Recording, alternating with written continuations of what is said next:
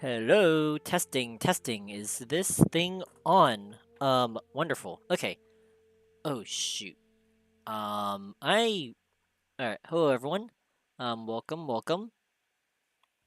I just realized that I have to make a quick run and this is gonna be tough. How am I gonna Yeah, I need to make a quick run and grab my phone cuz I'm playing Genshin through a full window, and that means and yeah, as you can see, the screen freezes when I'm not on the window, so please excuse me for a moment while I uh get my phone wherever it is. Hang on.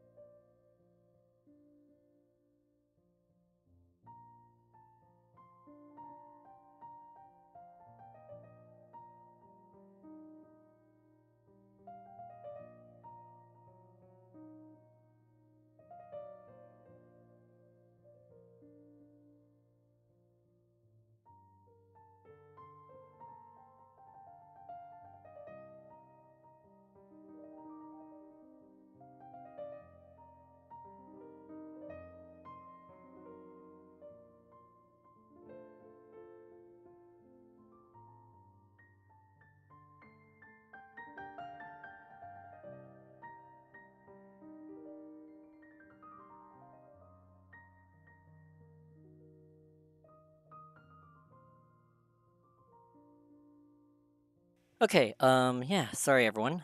Thanks for waiting. I just need my phone because yeah, I can't see chat while my window's open. Um so yeah. Anyways, hang on. Let me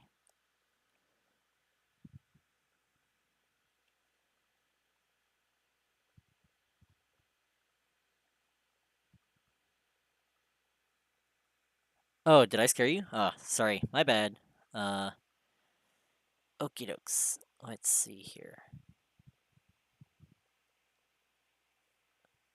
Right, just sorry. Figuring something out. All right, very cool. All right. Um, all right. Chat viewer is on and ready to go.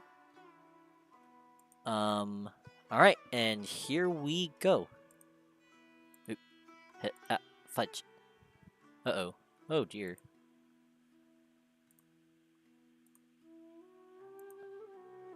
Uh-oh. Something happened. Oh dear. This is not a great start. Shoot. This is bad. Alright. Let me find something. Alright.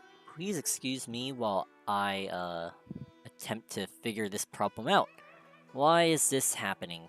This is a pain. Oh dear. Hang on.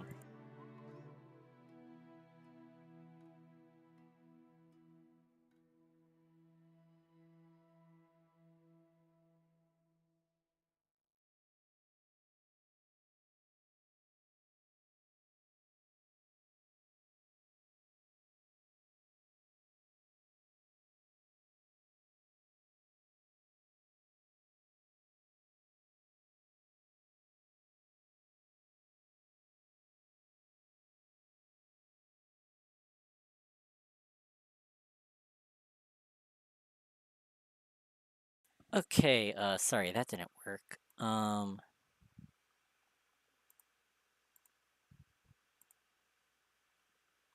Okay,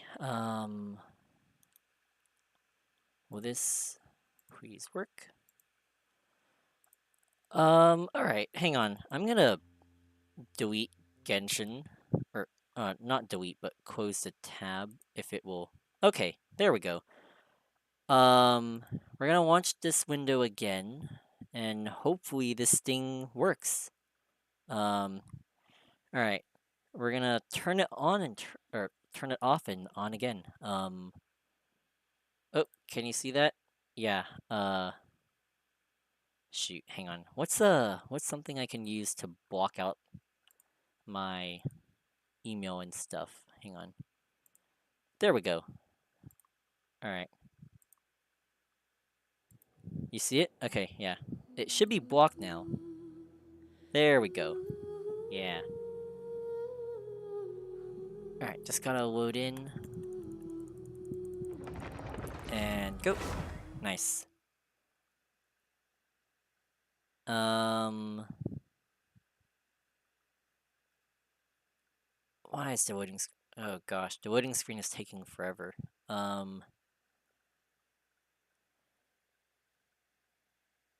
Ooh boy. Okay.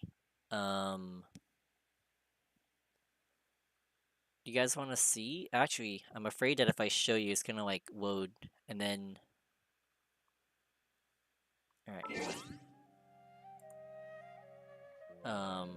Yeah. What happens sometimes is when I load Genshin and I'm not on the window, like my mouse like automatically like connects to the it automatically connect. Oh, what the? Can you guys see this? Huh, you can. All right. Wait.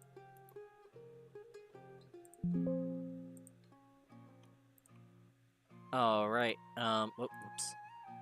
Oh dear. All right. I'm gonna start playing. If we've got nothing else to do, why don't I tell Hang you on. a story? Can you guys see this? Yeah, you can. All right. Let's go.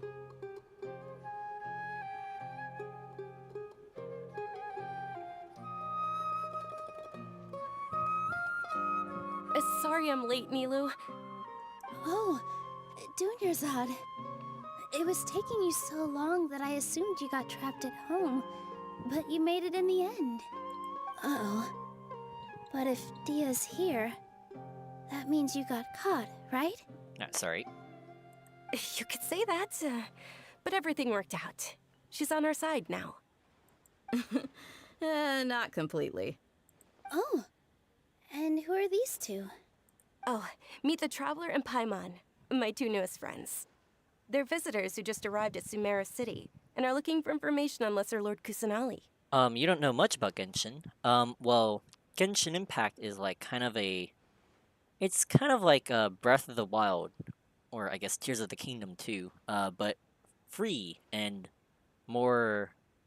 I feel like I'd be doing a little bit of a disservice by calling it just Breath of the Wild. The gameplay mechanics are the same, but it really starts branching off with like in terms of combat, story, so on and so forth. So yeah. Anyways, let's see. So you're followers from another land? Truthfully, no. Oh, really? Well, that's okay. You're still invited to the Sabzeruz Festival. Yeah, so this is one of the story quests in Genshin's that we're playing through. One of the main story quests. So yeah. Anyways, By the way, Dunyarzad, we've already started decorating the Grand Bazaar. It looks spectacular, thanks to your generous contribution. You're very welcome. It's the only thing I could do. Do you still have enough Mora?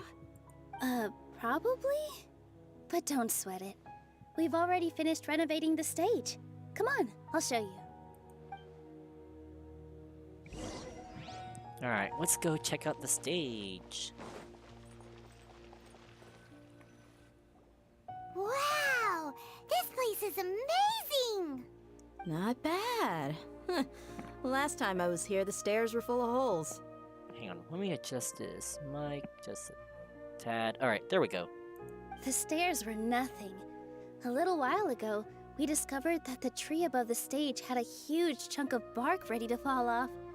Mr. Zubair was worried sick.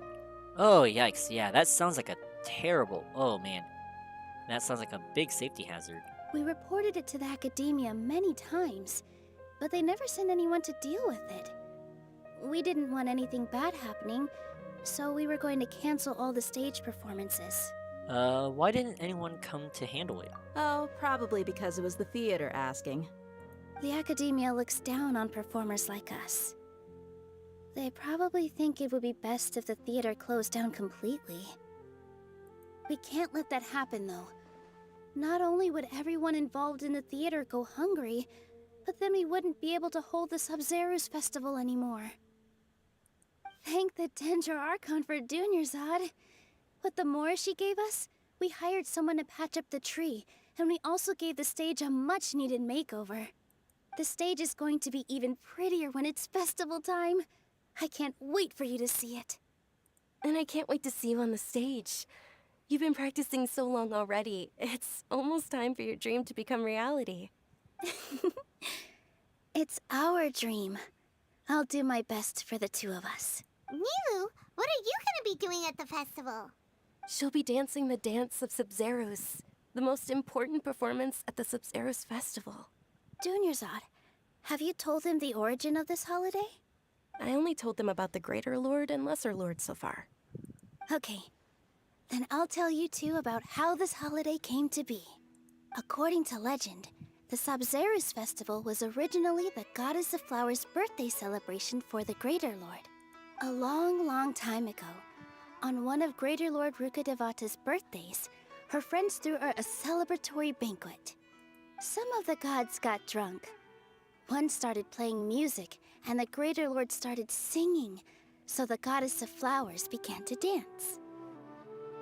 As she danced upon the grass, countless beautiful parisaras began to bloom wherever she stepped. Those brilliant purple flowers became her dazzling stage. All the gods clamored, "Oh, if only time could stop at this very moment." Sounds like they all had a great time. Of course they did.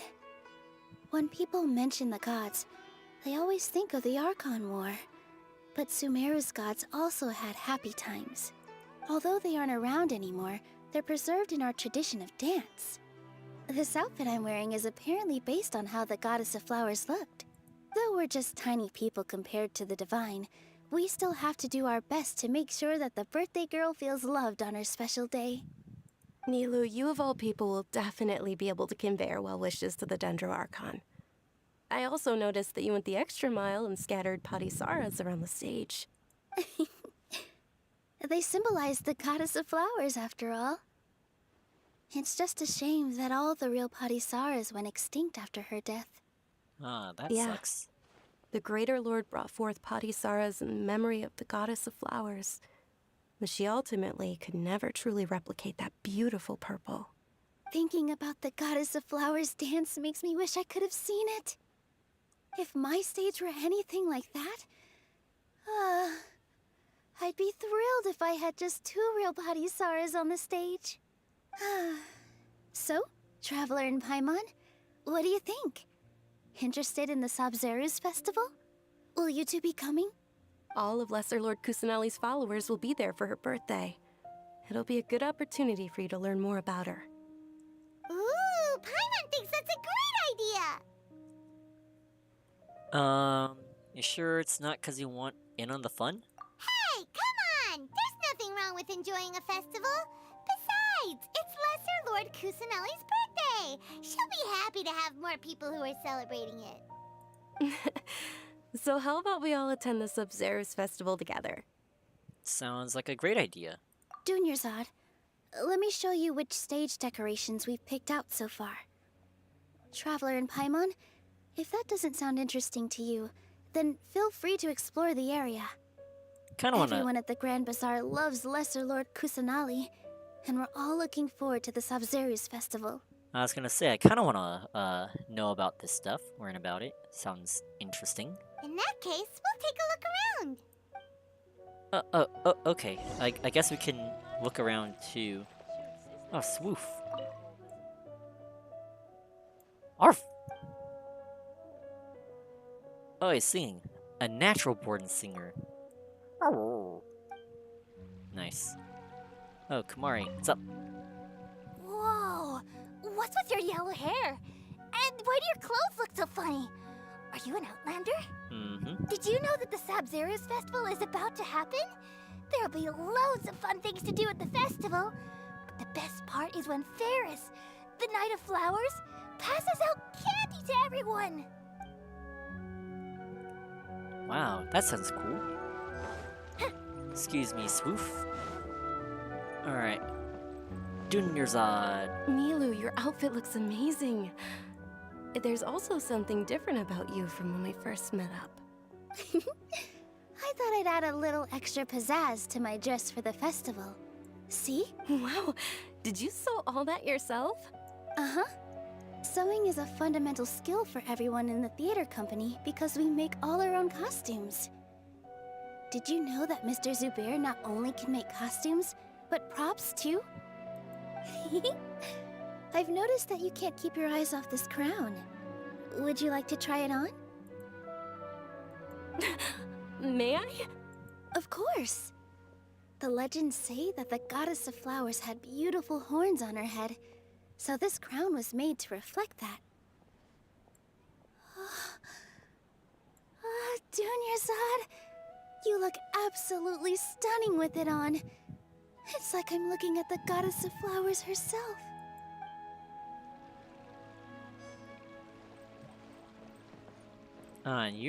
You must be Mr. Zubair that everyone's talking about. Hello. If you're here for an interview, I'll have to refuse. Oh, duel? Watch waiter? Alright, good night. Thanks for watching. Alright, let's see. He looks a lot younger than I expected. Wow, I don't see any wrinkles, wow. Alright, anyway, actually... Alright, and we're gonna duel him later. We'll duel him later. We'll play TCG later. I'm a playwright and a manager. I run the Zubair Theater in this tree hollow. In addition, I also do some composing, choreography, stage design, and action direction. It's a small troupe. pretty much everyone other than Kurash wears several hats. So if it isn't about anything important, I'll have to ask you to not bother the staff here, including myself. Okay. Sure, let's ask about Kurash. Him. He's a man of mediocre talent. His movements on stage are stiff, and his singing is less in tune than Swoof's. Ouch. His only strength is his determination. To this day, he still hasn't given up his job as an actor. I'm a person with high standards, but I don't give up on persistent students. As long as he can still accept criticism, I'll continue to instruct him. After all, I can't expect everyone to be as gifted as Niwu. Ah, that reminds me. I still have more to discuss with him regarding the lines of the new script. Okay, I'll play TCG with you another time, but I should probably talk to people. Recent performance schedule. Regular performance, The Merchant of Ormos, written by Sheikh Zubair. Is this like a reference to The Merchant of Venice by William Shakespeare? I feel like it is. Because Ormos is a port town, right? And you know what else is a port town? Venice. I can't... Wow, they made a Shakespeare reference. That's pretty cool. Special performance tonight. The Legend of the Knight of Flowers. Leading actress, Niwu. More exciting performances scheduled this week. Come enjoy our amazing shows. Mahamata announcement. Should we do this? What does Sino sound like? What does he sound like? This show has been approved by the Academia, but further improvements must be made in the allotted time before a second review to further reinforce the theme of wisdom. Okay. Hey, Farhad, I know you. Things are really shaping up, and there's a buzz around the festival this year. We're expecting people from all over to come by this year and buy things during the festivities. Don't be fooled into thinking that Sumeru City has the best of everything. Some festival snacks are only offered here in the Grand Bazaar. And when it comes to musicians, dancers, or singers, the Grand Bazaar's got the best of the best. Sure, those folks at the Academia might not like it, but what's a festival without song and dance? Sorry, I've got my own swoof in the background. Let's see. Wow. Baba.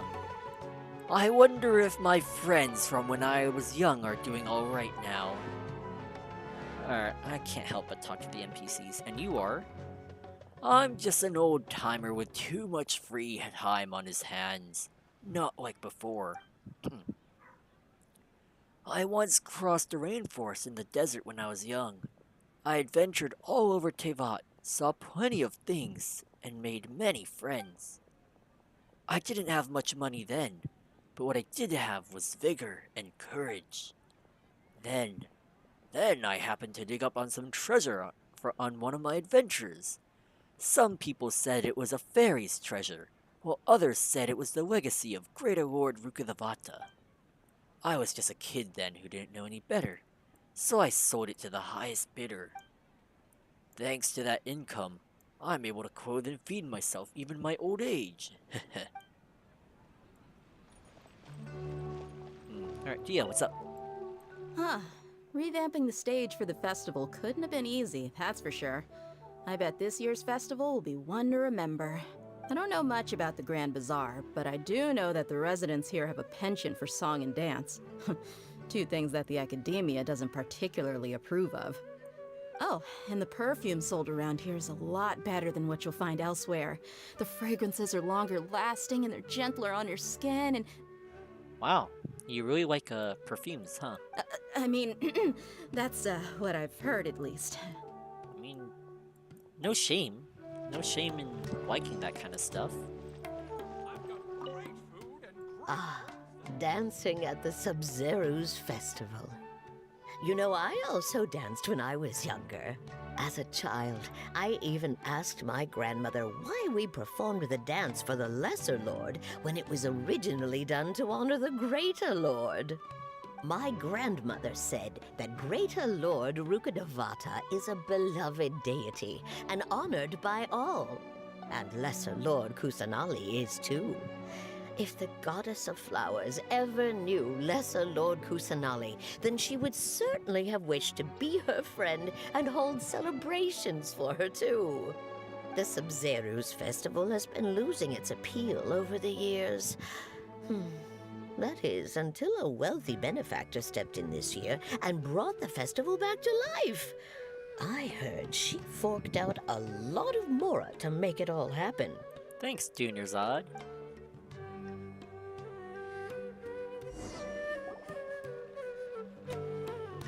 Hey! Is that who Paimon thinks it is? It looks like Catherine. Whoa, Catherine? What's she doing out here?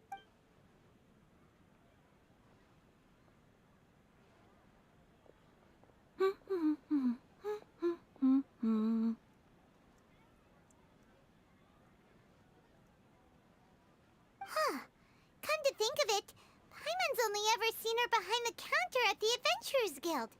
This is the first time we've ever seen her taking a break. Hey, Catherine! Oh, hey! It's the Traveler and Paimon! What's shaken?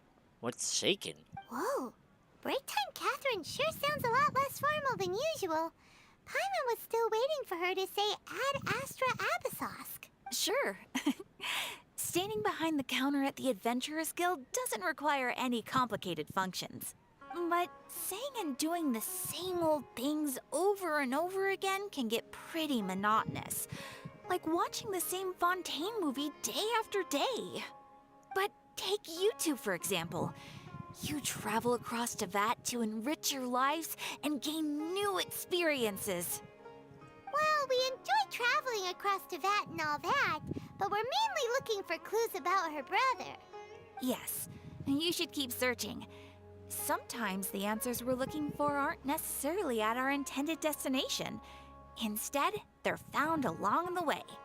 Huh. Haven't we heard someone say something pretty similar recently? Anyways, what brings you out here, Catherine? You a fan of the Sub-Zeru's festival? No, not particularly. I guess you could say that I'm loving the recent atmosphere here. If festivals bring happiness to everyone, then that's where their true value lies. Oh, it looks like it's about time for me to be heading back now. Alright, we'll see you next time at the Adventurers Guild. Oh, by the way, thanks for connecting us with the Eremites. We've already made some great friends in Sumeru City thanks to you. I'm sure you two will get along well with the people here. You've already been blessed by the element of Dendro after all. See you around. See ya around. And there she goes. There's something really different. Hey, Traveler. Oh, whoops. Paimon. Oh, hey, Dia. What's going on? I've got something to tell ya. My lady knows you're looking for ways to meet Lesser Lord Kusanali, and she's been trying to come up with a way to help you. Well, I have an idea that might help. Ooh, I'm all ears. Are you serious? We'd love that. It might not necessarily pan out, so don't get your hopes up too much. I'll need to take you two somewhere and ask someone some questions. What about Junior Zod? My lady is feeling a little worn out at the moment. Nilu's found a place for her to rest. After I take my lady home, let's meet in front of the Citadel of Regzar. Yes, Sounds ma'am. like a plan. Sounds good. Alright, let's go, Citadel. Okay, that's where the... Let's head over to the Citadel of Regzar and wait for Dia. Alright, that's where the core of 30 are. Okay. Teleport waypoint. Boom.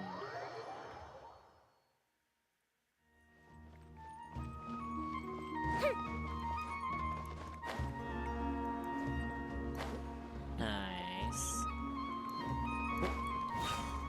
Land. There we go.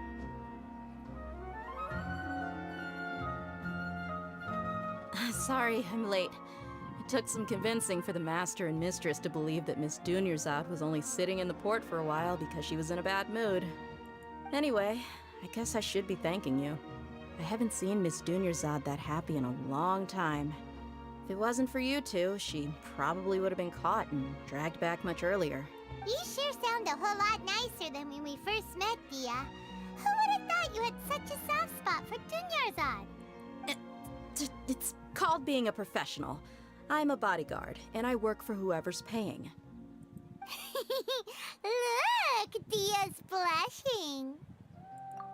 Listen, you two. I don't expect to be working for Miss Dunyarzad very long, but I hope to finish things on a positive note if possible. Let's cut the chit-chat and head into the Citadel. We'll see if the person I know has a way for you two to meet with the Lesser Lord.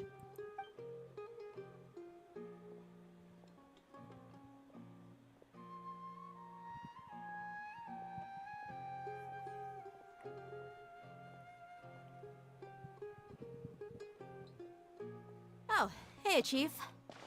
Oh, it's you again. Ha, Dia! What are you doing here? And well, didn't expect to see you three together. Hello, Osbond. I take it you all know each other already? We met this morning after the Adventurers Guild pointed us to Osfon for more info. No kidding. Huh. So, where's Ruksha? I thought I'd help these two out by asking about the theft. Anything you can tell him? Rookshaw's gone over to the Academia.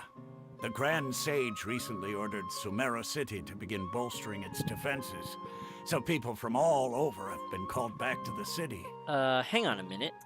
Let me do something real quick. Alright, sorry, never mind. Let's see. Since you've already mentioned the theft, I suppose I might as well tell them what we know. Oh, what theft? Appreciate it, Chief. Theft? Sorry, what the heck are you guys talking about? Just recently, the Academia lost something, and there's a chance the item is connected with the Dendro Archon. This case might just somehow help you in meeting her. Hang on. Gotta check something one more time. Sorry. Freezing. Alright, never mind. Alright, sorry. I suppose that's one way to look at it. But if you ask me, the case is more about the Academia than anything else. Let me fill you in. The Academia recently sent a convoy to pick up an important package from Aru village. Word got out, and the convoy was robbed on its way back. The Grand Sage took the whole matter very seriously. Not only did he dispatch the Matra, but also enlisted our help in the search for leads. All we know so far is that whatever was stolen is currently in Port Ormos. You two have heard of Port Ormos, haven't you? It's the largest commercial port in all of Sumeru. You can travel there by leaving Sumeru City and heading south along the river. The Academia's grip isn't long enough to reach all the way to Port Ormos, so the city's a little more laid back, meaning the population's also a mixed bag. You never know who you'll meet there. Apparently what was lost has a great deal to do with the Akasha, knowledge, and even the gods. I'm afraid I don't have any other details for you, though. Okay, I was gonna ask, what does this have to do with the Lesser Lord Kusanali? If you're interested, maybe you could head to Port Ormos and ask around yourselves. If you want my advice, try introducing yourselves as students of the Academia once you're there. Why would we do that? I mean, we don't really look like students of the Academia. Are you serious, Chief? All the Academia students are in Sumeru City, you know. Why should they pretend to be students in Port Ormos? If you're also interested, just go there and see what happens. Ah, being cryptic. Count me out. I've got plenty of work to do here for the Homayani family.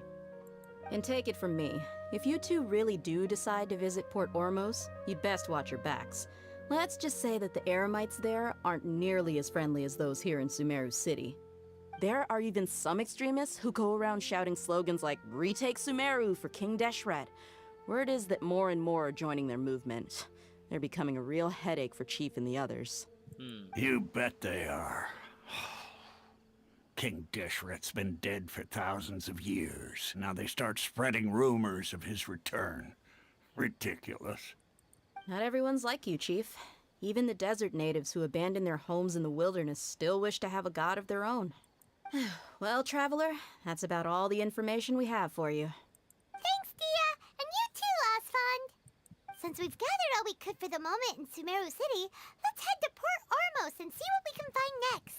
Miss Dunyarzad is looking forward to seeing you both at the Sub-Zerus Festival, so be sure to get yourselves back here in time for that. Alright, yes ma'am. We won't forget. Good. Then we'll see you both at the Sub-Zerus Festival. Alright, any dialogue? It's been a while since I visited the Citadel of Regzar. I'll catch up with Chief for a bit before I head back myself. He really did a lot for me in the past. Remember, to get to Port Ormos, just follow the river south from Sumeru City's port. Just be sure to take care of yourselves out there. We'll meet again at the Sub-Zerus Festival. Anything to say, Osvan? You two must really be something if you've got Dia the Flame Mane speaking on your behalf. Ah, so Dia's quite the famed mercenary, huh?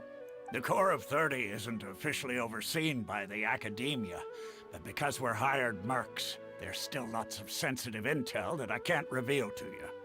In the end, when it comes down to it, the city's safety is both the Corps and Academia's top priority. I've told you all I can about what was stolen from the Academia. As for why you should pretend to be students in Port Ormos, I'll leave that for you to find out yourself. Cryptic. Alright, let's go to Port Ormos. I think I've got a teleport waypoint. Oh, you're kidding. I don't have a teleport. Okay, I do actually. Never mind. It's a bit further from our objective point, though.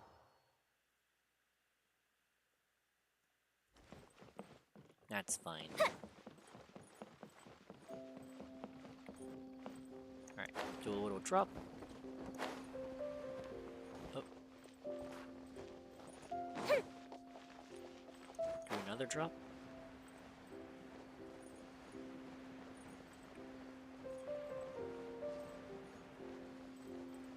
Much lower down.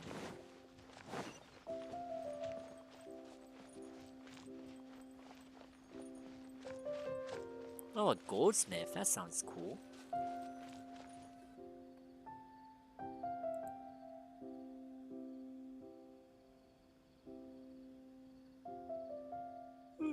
Sorry. Come and have a good look yourself.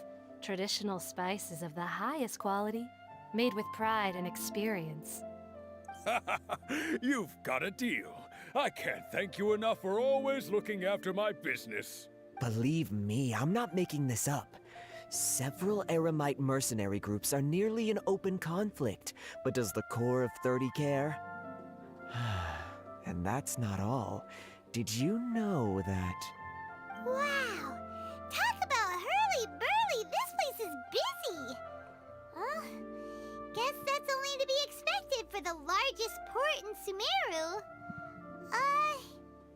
Maybe it's because of what Dia told us earlier, but Paimon can't seem to shake the feeling that there's also danger lurking in these crowds. Ooh. Let's get our bearings so we can start looking for leads. Hang on, I'm gonna try to adjust my headphones again. There we go. And that should be better. We know that whatever the Academia lost is related to the gods. But other than that, we don't have much else to go on. Osfun told us to try posing as Academia students while asking around. Paimon checked the Akasha on the way here, and the Academia doesn't seem to have any research facilities in Port Ormos. Paimon doesn't get it. Won't we look even more suspicious going around saying we're Academia students and asking about the stolen item? Figuring that out could be crucial to understanding, the rest of our investigation here. Well, given all the people that come through here every day, if there's any information to be found, Paimon bets we could find it in the market. Let's ask around and see what we come up with. Sure. Oh, is that the teleport waypoint there? Nice. I'm gonna pick it up real quick, just for convenience's sake next time. Oh, whoops. Nearby merchant. You, ma'am, can you tell me about information? Welcome. Welcome. How can I help you two? Hi there. We would like to ask you a question. Do students from the academia ever come to Port Ormos? Of course. Especially around this time of year. Students from Sumeru City that are about to graduate often come to Port Ormos to cut loose a little. Ah, so it's like a graduation party destination of sorts. Many people often talk about how hard it is to get accepted into the academia, let alone graduate.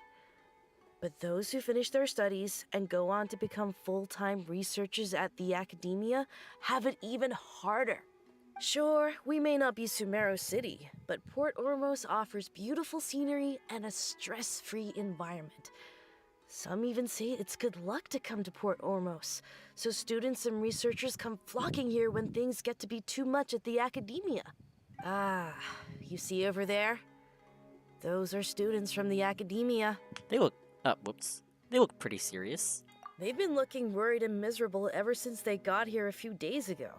If you ask me, the life of a merchant is better. So long as the Akasha teaches us what we need, then life is good. Those students seem to be discussing something. Let's see if we can listen in. Oh, she disappeared. Okay. It's no good. I've tried asking around, but I haven't been able to learn anything useful. Not to mention that a bunch of scary-looking Eremite mercenaries have been posted along the streets now. There's been a lot of fighting between the different Eremite factions in Port Ormos. If we choose to move on our own, then it would be wise to steer clear of them. Especially the group that's constantly shouting some stuff about King Deshred and some resurrection. I've even heard that the Citadel of Regzar is starting to get fed up with them. What was that group called again? Ein something or other? They're called Ein El Akhmar. Today, I heard that the thing we're after might be in their possession at the moment. Wait, come again? Don't you see? Many of the Eremites in Port Ormos deal with trading this kind of thing. Oh, notification. Sorry. In the middle of something right now. They're usually pretty wary of outsiders, but not so with students of the academia. It's because the kind of goods that students are looking for aren't the kind of goods that Eremites are after. As long as they know you're a student, then deals can be made. Ah, so it's a safer... less risk, I assume. I've heard that Ein El Hakmar likes to set up shop at the Jafar Tavern. Supposedly, if you're willing to part with 500,000 Mora, they'll give you info on anything. Sounds expensive. Wait, did you say 500,000? If information alone costs that much, then how could we ever afford to buy what we're looking for? I guess we might as well give up on trying to graduate this way. Sounds like, something... I don't know. Sounds suspicious, the way you're planning to graduate. Like, I'm assuming this thing you're looking for is not part of, like, a research, paper or something like that. I wouldn't worry too much. Our field of research is very niche. Who else could possibly be after that kind of shady knowledge? I bet it's practically worthless to anyone aside from us. I mean, okay, I guess it's for a research project. He's talking about his field of research. But at the same time, aren't you gonna have to, like, publish this and send this to your professor? And then your professor's gonna, like... I don't even know if they have professors... I'm assuming they have professors at the academia. I don't know. Anyways, by the looks on your caps, you guys look like you're from... What's that darshan called? Spantamad, right? What does Spantamad do? Spantamad's, like, magic and, like, elements and stuff. Okay. Well, I guess that makes sense. Then the only thing left for us now is to find a way in. Why don't we all just pool our money together and pay for the information? Whoa! Did you hear that? A niche field of research and shady knowledge? It all sounds pretty suspicious to Paimon. Is knowledge something people just buy and sell like that? Oh yeah, whatever was stolen from the academia was also related to knowledge. So, what's your plan? We should probably beat them to the chase and grab that thing for ourselves. Let's try talking to the Eremites. Wait! Didn't you hear what they just said? Buying information is going to cost us 500,000 mora! Have you lost your mind? I think I have over 1 million more. I'll be fine. It's worth the price if it's reliable. And if it is a scam, I won't let them off easy. Oh, alright. Paimon never thought she'd agree to parting with that kind of mora. But if you know what you're doing, then we should give it a shot. Out of all my commissions, I enjoy making jewelry for newlyweds the most. Alright. Sorry, Giant. Giant.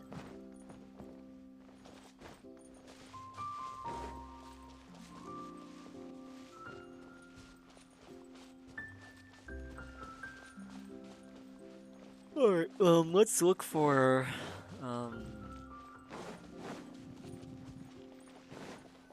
where This this is guy the is. place we heard those students talking about. Let's find a seat somewhere and see if we can spot the group they mentioned. Alright. You sit down and wait for some time. Oh, you've arrived. Please take a seat. So, they think that they can go toe-to-toe with the boss? Huh! Once we reclaim the power of King Deshret, they'll be the first that the boss punishes. They're nothing to be afraid of. Our main rival now is the Caracal Battalion. They've also amassed a significant amount of mora this time, so we mustn't underestimate them. How can the Caracal Battalion compete with the boss when they're nothing but a bunch of money-grubbing opportunists out for a quick mora? Yeah, with boss's fervent devotion, he'll be able to use this power to bring our god back this time. Huh. All these guys talk about is King Deshret, so they're probably the ones we're looking for. Greater Lord Ruka Devata. That traitor and her followers must not be spared. The day will come when King Deshret exacts vengeance on Sumeru, and all of them shall be punished. That sounds bad. But Greater Lord Rukadevata, a traitor?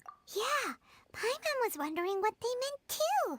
We should ask about that if we get the chance later. Wait, are we just gonna approach these guys? Alright, sure. Sup? Hey. Huh? Who are you? What do you want? I'm a student from the Okay, we're gonna say this and see what happens. A student? Huh. What's a student from Sumeru City doing in Port Ormos? I'm looking for info about a certain... something.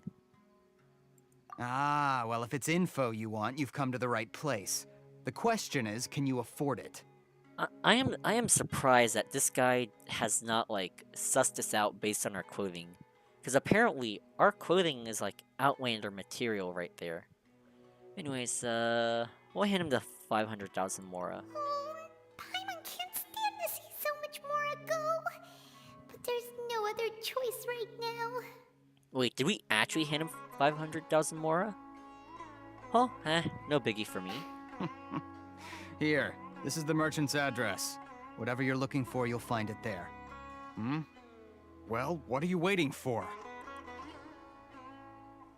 I just have, one more question. Oh, that's right! We heard you mention King Deshret just now. We're actually interested to know more because we're, archaeology students! Very convincing. Very convincing, Paimon. Fine. Since you've already handed over the mora, I guess I can throw in a little extra info. Aw, thanks. Thanks for not charging us extra. As you can see, members of Ain al-Ahmar are devout believers of King Deshret. Years ago, King Deshret founded the great desert nation that was our homeland. It was an advanced civilization, far beyond anything you'll see in present-day Sumeru. King Deshret was the rightful god of wisdom, but he was betrayed by a companion he trusted. She even stripped him of his title, God of Wisdom. Rukadevata, how could you? I'm kidding. So, you mean the traitor was... Greater Lord Rukadevata, yes. That shameless wretch destroyed King Deshret's civilization, and our ancestors were forced to flee to this land where we were made to suffer the tyranny of our enemies. Furthermore, she conspired with the Academia to cover up the truth of her actions, and create the merciful and benevolent facade for which she is now known. Ugh, just thinking about it sickens me. But the story doesn't end there, oh no. King Deshret isn't truly dead. The voice of the Oracle has been heard in the desert, prophesying his resurrection.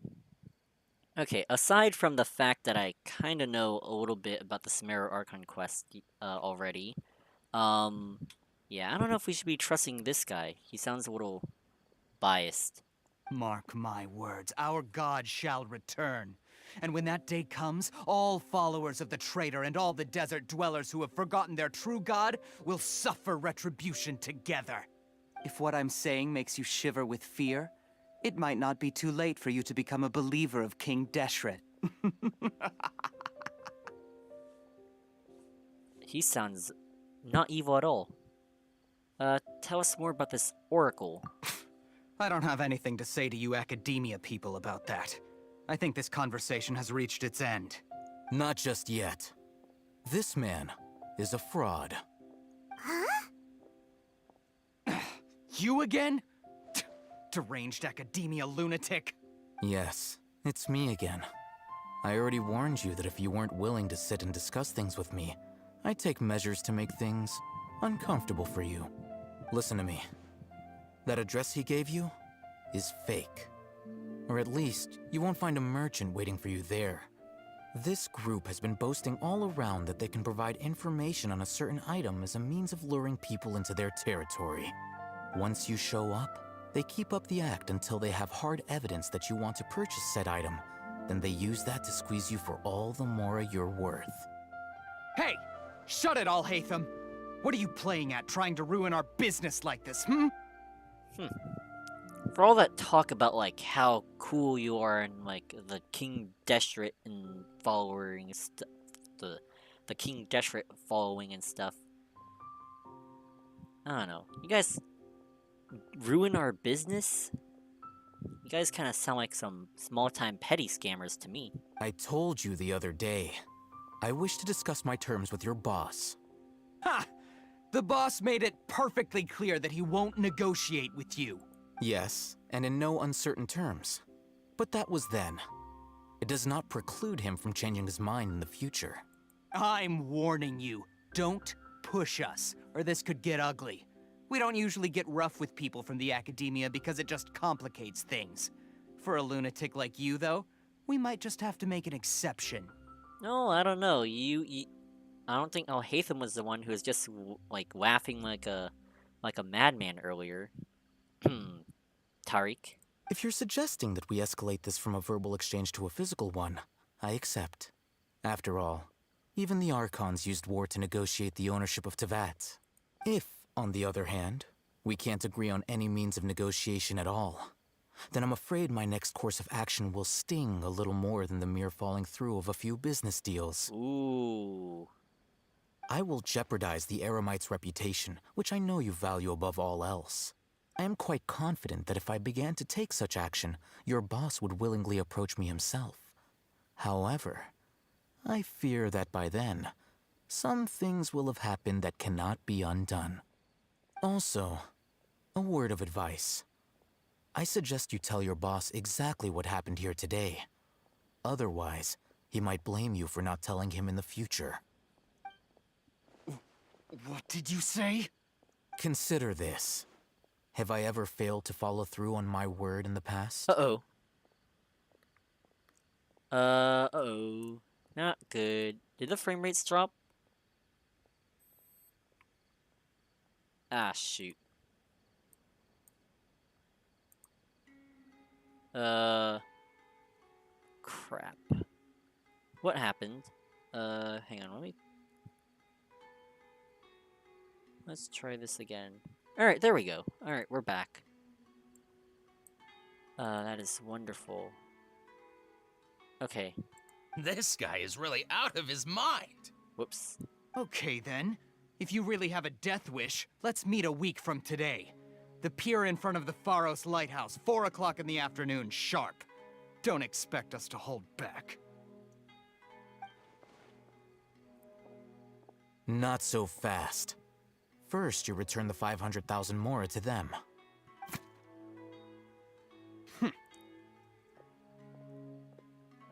Whew. Please, I beg you, don't provoke them. We can't afford any trouble with this crowd. They haven't even paid for their food yet. I can pay. That's fine. Ah, Mr. Iman. There appears to be fewer staff in the restaurant recently. This wouldn't happen to be because they're all busy spreading the word to the students, would it?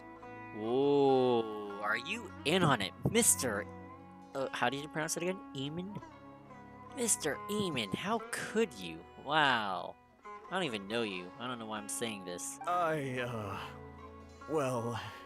Someone who chooses to do business with a group like that really can't afford to get so flustered the instant someone confronts them about it. Consider the meal compensation for our silence. I'd say you're getting an excellent deal. Who's winning? Al-Haytham is. Whoa, did you see that? He not only got us our Mora back, but sent the Amorites running too! He just... first destroyed the Aramite. Or not destroyed them, but... Yeah, wow. He got the Aramites to return 500,000 Mora to us. And he also basically threatened them. Yeah, no, not basically. He literally just threatened them with, painful things that would ruin their reputation. And then he just called out the bartender for being in cahoots with the Aramites, too. Plus, he seems to know a lot about what's going on around here. Let's catch up with him and ask some questions. He went that way! After him! Alright, I guess we're following Al-Haytham. Alright, so I guess that's why they wanted us to be, to pretend to be academia students. Because it looks like these Aramites are baiting, academia students.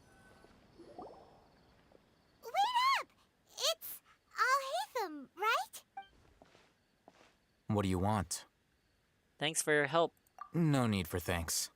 My goal was to get to them, and you two gave me just the opportunity I needed. We're even. Oh, I advise you to keep your distance from them. Since they weren't able to make off with your Mora in the end, they might harass you again in the future. All right. Goodbye. Wait up. Hang on. Hold your horses! We still have something to ask you about! Yeah, that's what I thought. Since you tore through their scam right in front of them, you must know the real story about certain something, no? Who exactly are you two? And why are you inquiring about that? Okay, guess we're keeping up this charade of being a student from the academia. A student? Right.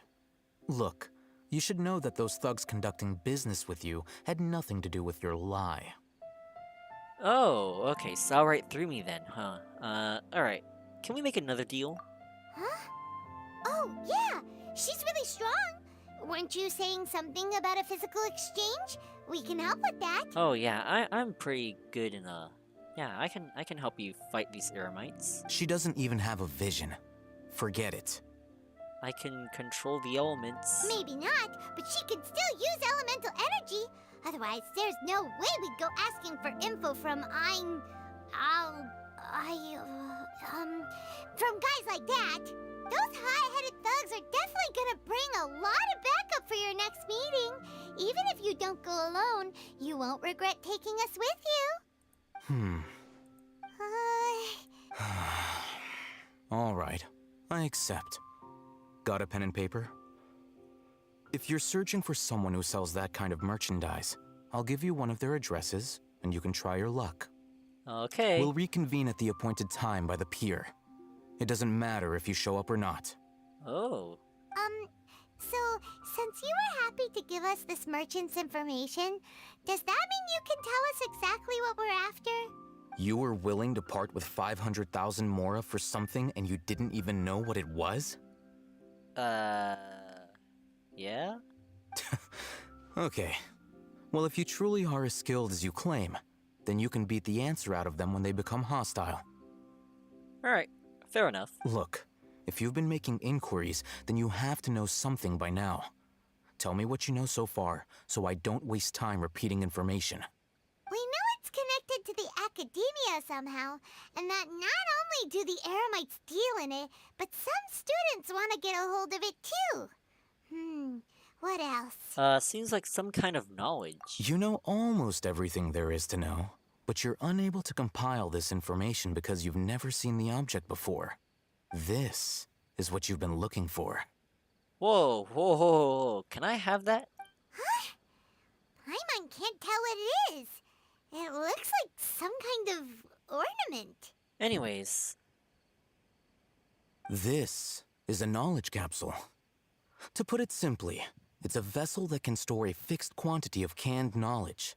It's like a miniature Akasha. Wait, so why would you need that? Can't you just, like, get your own Akasha? Anyone who links it to their personal Akasha terminal instantly becomes privy to its contents. But I could just look that up on the Akasha, right? Or maybe, if I think of the Akasha like the internet, maybe this canned knowledge is like just a file that I can upload to my brain, as opposed to something just freely shared on the web. Maybe that's what it is. Yeah, anyone? Correct. Anyone. Unlike the Akasha, which heavily regulates who can access what information, knowledge capsules confer their contents without any requisites. Ah, I see. So there's no, like... Okay, going back to the internet terms, there's no firewall or censorship or anything of that sort. I see. That's amazing! It's essentially a convenient and harmless vestibule for knowledge. Unfortunately, it's illegal in Sumeru to privately possess or trade them. Wow. I wonder who would ban such a thing. Surely can't be the academia. They were created as a means for scholars to transfer knowledge gained from Irminsul into the Akasha, and are intended to be destroyed immediately after use. But despite strict regulations, some of these knowledge capsules will always escape destruction. After all, there will always be those in this world who are dissatisfied with life as designed for them by the Akasha and wish to change their fate. Over the past century, a wide variety of canned knowledge has been leaked from the academia. Now, in Port Ormos, the valuable ones are a means to mora for the Eremites.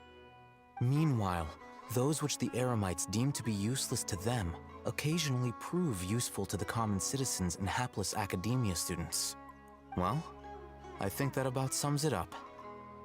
Ah, so the Eremites are just selling the surplus then. So the Eremites... So, yeah. Okay, so the thing that the academia lost recently must be a knowledge capsule. So... Huh. So so the Eremites are probably like stealing knowledge capsules, taking what they think is relevant, and then selling the scraps and surplus to student. Okay, I see. I get it. Alright, so it's a knowledge capsule that the academia lost. Oh, so that's your true objective. I want to learn about it. With our current arrangement, I don't believe I can offer an answer. Mr. Al-Haytham, sir, we can negotiate further, right? What do you want? What do I have to do? You're still resolved. Fine. Let's talk somewhere with fewer people. I'm sorry about that. That sneeze. Sorry. Okay, go with Al-Haytham to a more secret spot to continue.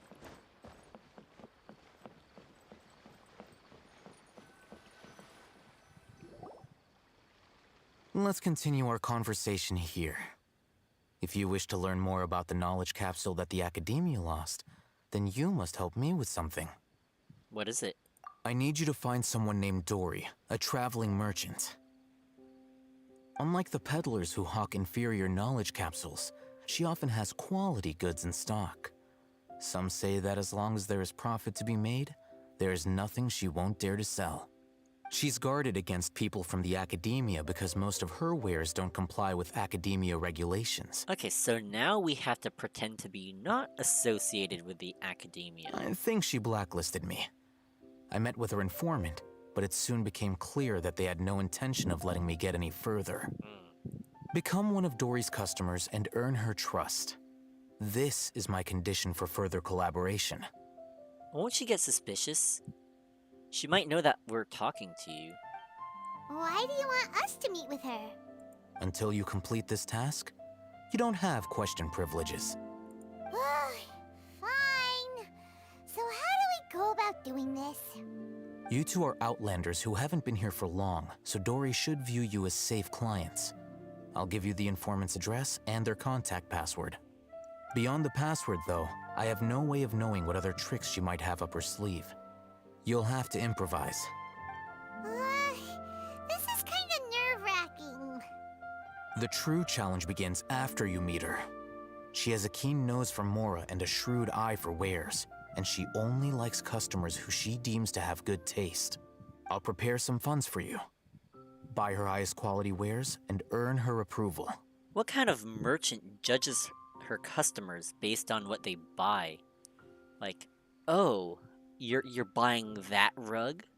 You know, that rug looks awful to design. You have poor taste, and I refuse to do any business with you. Like, I feel like you're losing out on money there, no? But we only just saw a knowledge capsule for the first time. We don't know how to tell which ones are good and which ones are bad. Is that something we can learn quickly? Perhaps there's like a free trial or something? We can like, I don't know, download it, and then you can reuse it multiple times, right? That's true. Have you two heard of Elemental Sight? Oh, Elemental Sight. Okay, that works. Yeah, I can use it. Oh? That's a surprise. Guess I'll have to hold you in higher regard. Anyway, that ability should resolve your issue.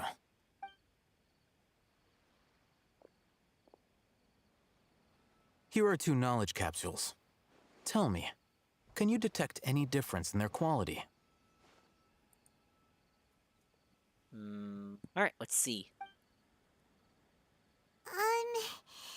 They look the same to Paimon. Try inspecting them with Elemental Sight. Ooh, left one. How'd it go? Did you see anything? The one on the left shines brighter. Rumor has it that higher quality knowledge capsules generally appear brighter when viewed through Elemental Sight. That's because knowledge originates from Irminsul, the root of Dendro power itself. The more powerful the knowledge, the richer it is in Dendro energy. I see, so, okay. However, some canned knowledge with a high concentration of elemental energy is of little use in contemporary times, so those capsules are of little value. Using Elemental Sight is merely a stopgap measure, but it should suffice for earning Dory's trust. So not a guaranteed way to select the highest quality one, but pretty good. Okay. That sounds pretty impressive. Here's a sheet with the informant's location and contact password, and here is the Mora for purchasing canned knowledge. Don't be cheap. You'll need to spend to catch Dory's eye. If there's any Mora left over, just keep it. Okay, now you want me to be cheap, because if I know that I'm gonna be getting all this Mora anyways, I'm gonna want to pinch every penny, you know? Oh, and be sure to exercise some caution. There have been Matra present in Port Ormos lately.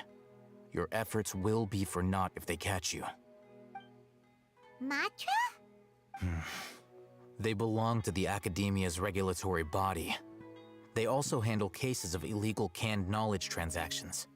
Like I said, the Academia has banned both their trade and possession. The Matra are razor sharp. You're in for nothing good if they lock their sights onto you. If you two want to back out, now's the time. I mean, I've been already wanted by 3 different countries. I've run from the Knights in Mondstadt. I've run from the what's it called? The Chising guys. Millowith. Yeah, I've run from the Millowith in Wira. I've run from the Tenryou Commission in Inazuma. Like, I am very good at running from people and being a fugitive. So yeah, I'm willing to take the risk. Okay. Then we have a deal. If you succeed in your dealings with Dory, come find me at the Wikela Funduk. We'll have an open discussion then. Looking at what Al-Haytham wrote, Dory's informant is a trader near Old Ormos. Ooh, Let's nice. follow these instructions and try to get in contact with him. Okay, where's Dory's contact? Ah, you. Oh, Latish? Hello. What are you two looking to buy? Oh, fudge.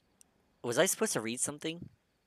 Wait, are you sure you're remembering that right?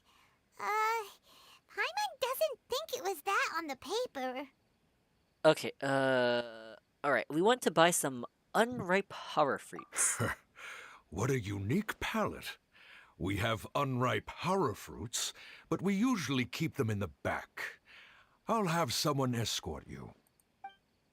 Following the paper got us past the... Ronak, these two want to buy shit, unripe whoops. horror fruits. Show them to the warehouse. Got it. You too. Please follow me. Wait, shoot. Gosh, I didn't realize that Alhaitham actually gave me something. I gotta read the password. You two have a fascinating fashion sense. We haven't seen a customer wearing a Sumeru rose for quite some time. Alright, let me read my inventory. Where is it? It should be in quest important items. Beginner oh, this is TCG stuff. Sacred seals, informant code chart. There we go. Alright. Code chart given to you by Alhaitham. Seems like whoever seeks to purchase special commodities from Dory has to provide the right code first. Check this code chart before visiting Dory's contact, just in case. And what's this more pouch? One? Oh, one bag. I was like, Alhaitham, you gave me one Mora? Alright. Well, oh, there might be a chance to haggle with Dory later. Oh, I don't want to risk it though. If we haggle too much, she might not sell it to us. All right, let me read it real quick. All right. Okay. Looking to buy unripe horror fruits. Ask the informant to take you to Dory. Okay. Wearing a morning flower looks like means that we're here to buy canned knowledge. If we wear a Sumeru rose, like that guy just talked to us about, it means that we're looking to buy products legally available on the market, but we're not. We want to be wearing a morning flower. Okay. So a mouse is a customer. A tiger is a matra. Taken by mice means sold out to customers. Taken by a tiger, okay, means confiscated by matra. Sumeru City style is small amount. Port Ormo style is bulk. Complimenting a customer of skill corresponds to horror fruit that causes dizziness and ringing in the ears. Okay. What is a customer of skill though? I feel like that's a separate code right there. Alright, and complimenting a customer of erudition corresponds to horror fruit that causes heat stroke. So heat stroke, erudition, dizziness and ringing is skill. Okay. Hold on. Let me think. Sumeru rose means common merch. We want the morning flower. No.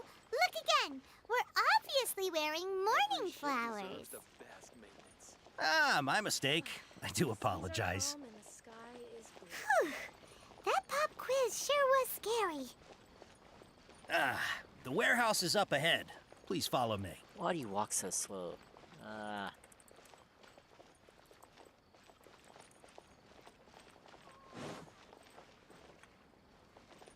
Oh, this is a warehouse. Okay. Before I retrieve your products, I need to confirm a few things. Please forgive me, but we may not have sufficient stock for you today. Earlier, many of our hara fruits were taken by mice. Oh, wait. Oh, we shouldn't say... That's good for him, right? That's good business. Congratulations, sir. Thanks. If better goods come in, you'll be the first to know. You look like you have some skill. Why don't I pick out some fruits that'll make you dizzy? Wait.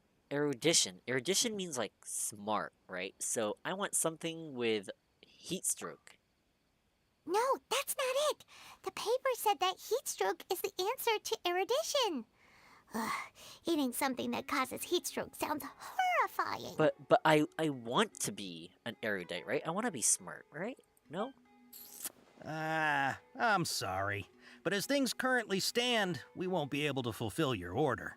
Why don't you two think things over? Wait, what? He's cautious of us. What Let's the take heck? a closer look at the paper that Alhaitham gave us. Okay, wait, let's read it again.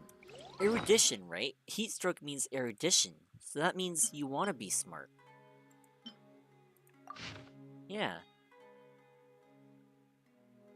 So I guess I want to be.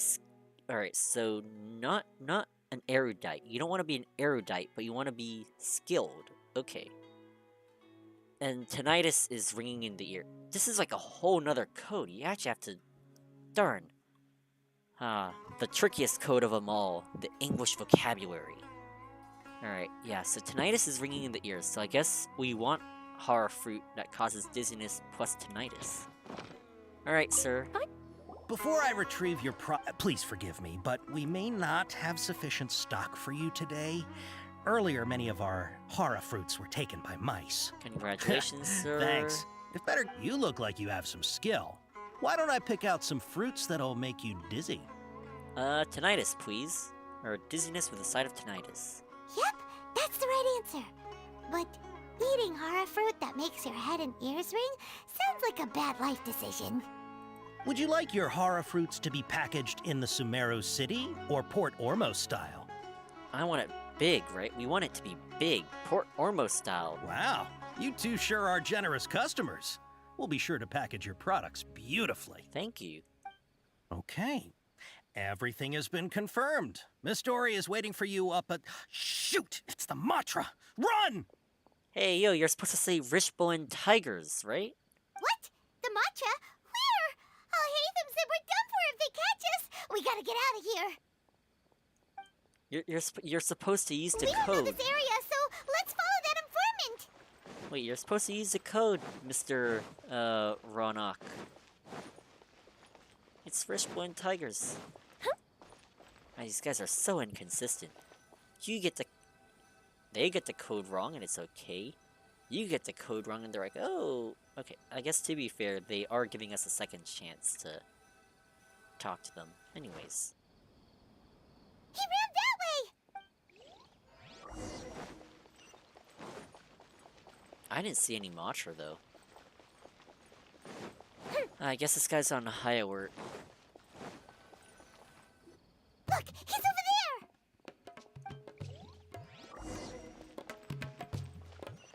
Alright, this guy's still going. Going.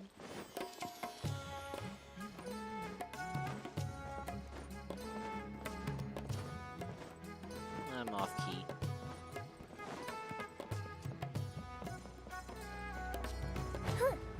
Hey! If you're hiding from the Rishbaland Tiger, come this way! Another password! Huh? Oh, that voice came from behind the building on the right! Here, over here. You can stop running now. Oh, it's Dory herself, in the flesh. Hello.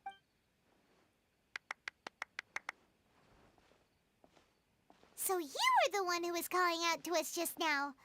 But, are we definitely gonna be safe here? These two good customers wish to buy some horror fruit, Miss Dory. And if there's nothing else, I'll just excuse myself. Oh, very good. Thank you. Thanks, Mr. Ronak. Huh? Wait, you're Dory? Paimon thought you'd look a whole lot scarier. Hey, what are you trying to say, Princess Pea-Brain? I can be scary enough when I need to be, believe you me. If you don't watch what you say, then you can forget about doing any business.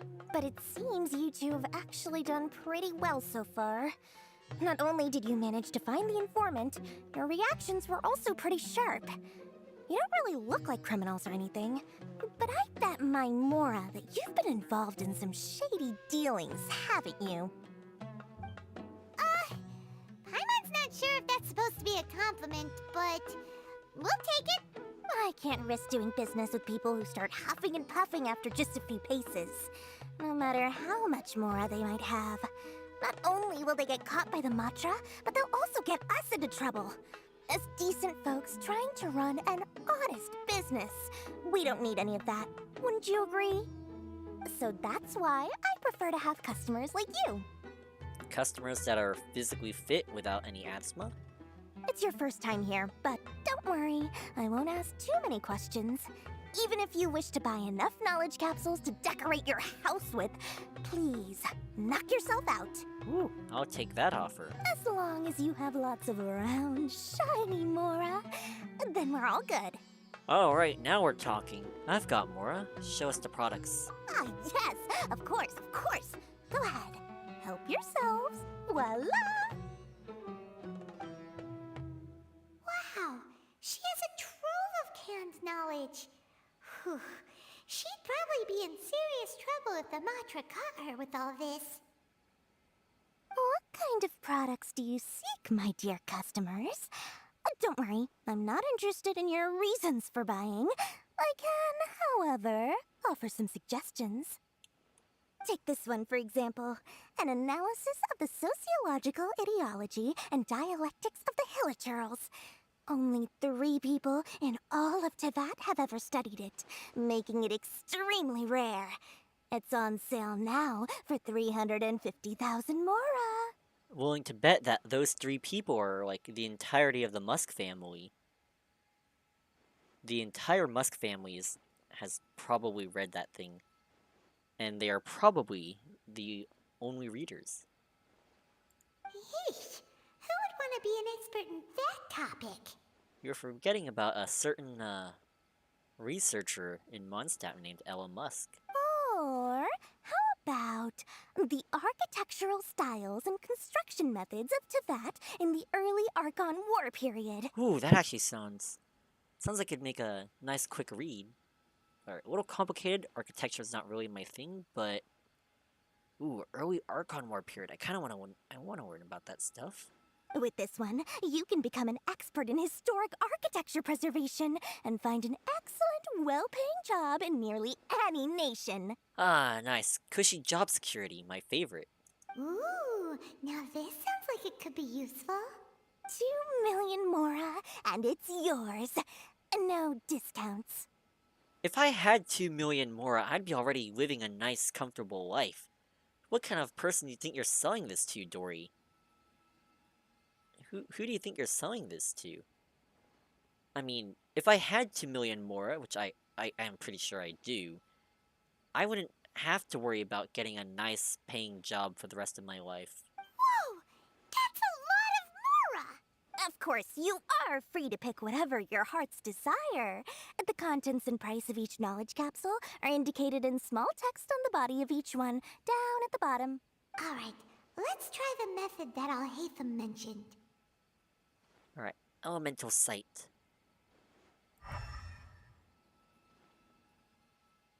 Ooh, 1, 2, 3, okay. Oh, wait. Okay, I guess I'll take this one. And this one. And that one. Ah, you've really got a good head on your shoulders, and quite the eye for quality. Thank you, thank you. I want to know what this canned knowledge is about. I'm a little curious. We'll take these, please and thank you.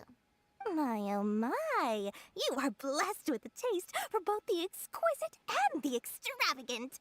Customers like you are a rare breed. 1 in 100. No, 1 in 1,000 even. Listen, I have a special offer for you two. If you spend just 100,000 more, you can pick any knowledge capsule of your choice up to a value of 1 million Mora. Ooh, man. That's like a what, a 90% discount? 90% off? That's 10% of the normal buying price. A 90% off discount. I'm in. Say what now? Yeah, I want that. Hey, did you hear that? Spend another 100K and we get a capsule worth a whole million! Ah, come on. I really want it though. Like, it's a 90% discount. Just a 90% discount. Such a bargain. Oh, man. I guess she is trying to... I guess that's how they hook you in, though. But all the canned knowledge we just bought is easily worth 500,000 Mora. If we spend just a little more, we can get something worth 1 million Mora. Isn't that a fantastic deal? Okay, I'm kind of with Paimon on this one. We're saving 909... Wait. We're saving 900,000 Mora on that. Well, I mean, if it was a million, we wouldn't be buying it anyways. But that's besides the point, right? Think about it. We've gone to all this trouble to get this canned knowledge. And so far, everything we bought belongs to Alhaitham. Oh, you really had to say that, didn't you? You're gonna get her attention. Aren't you even the least bit curious about how this whole canned knowledge thing works? We're talking instant knowledge here. Don't you want to try it yourself? Wait, okay, that's fair. You know, Paimon, if you're the one who's so curious, why don't you try it? Come on, come on! We still have around 100,000 of Alhaitham's moral left, so let's put it to good use by finding something useful for you. Ahem, you've got a deal, Dory. We'd like to spend an extra 100,000 mora. Alright, yeah, I'm cool with that. I mean, I am totally getting suckered in by Dory here, but 90% discount. 90% discount. Oh man. That is something that I can't get over it. Alright. Excellent! Then please, select from this fine collection of canned knowledge over here. Ooh, okay. Hold on a second. Paimon thought we could choose whatever we wanted. Why can't we choose the ones from over there? Hey, yo, are you scamming us, Dory? Oh, but my dear customer, the knowledge capsules over here are worth 1 million mora each.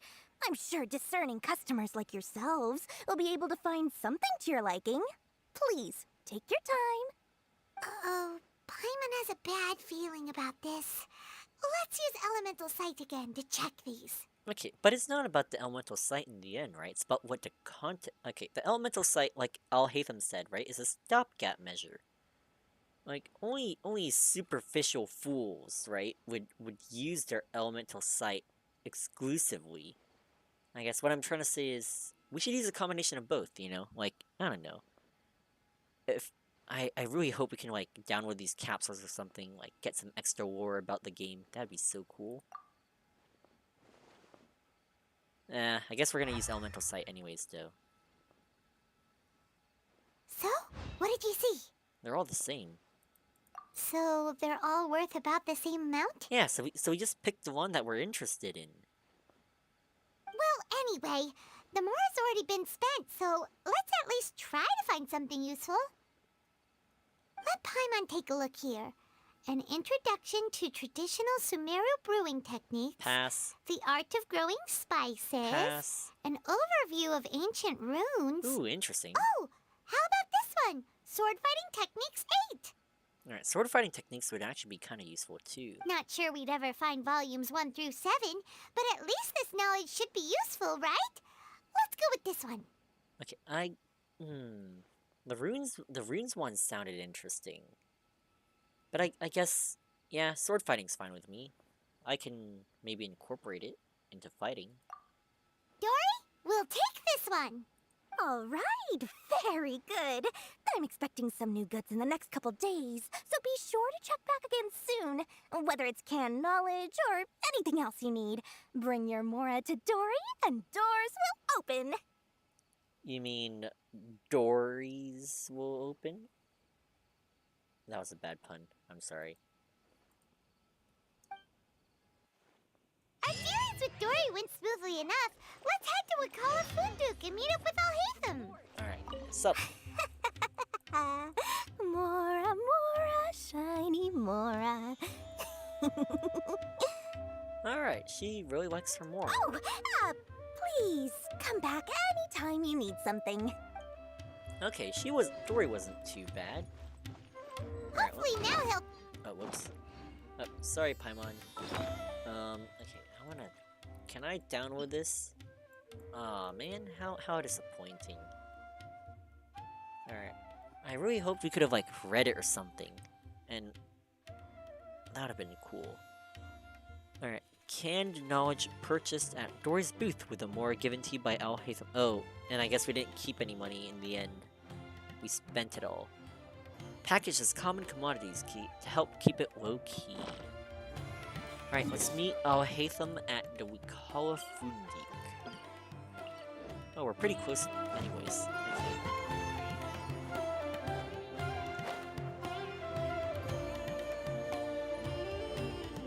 I can see how getting this canned knowledge could actually help your research and stuff. Like you're literally like getting access to something. You're literally getting access to something that you might not even have the clearance to like research. You might be a little suspicious. People might be a little suspicious though on how you got that.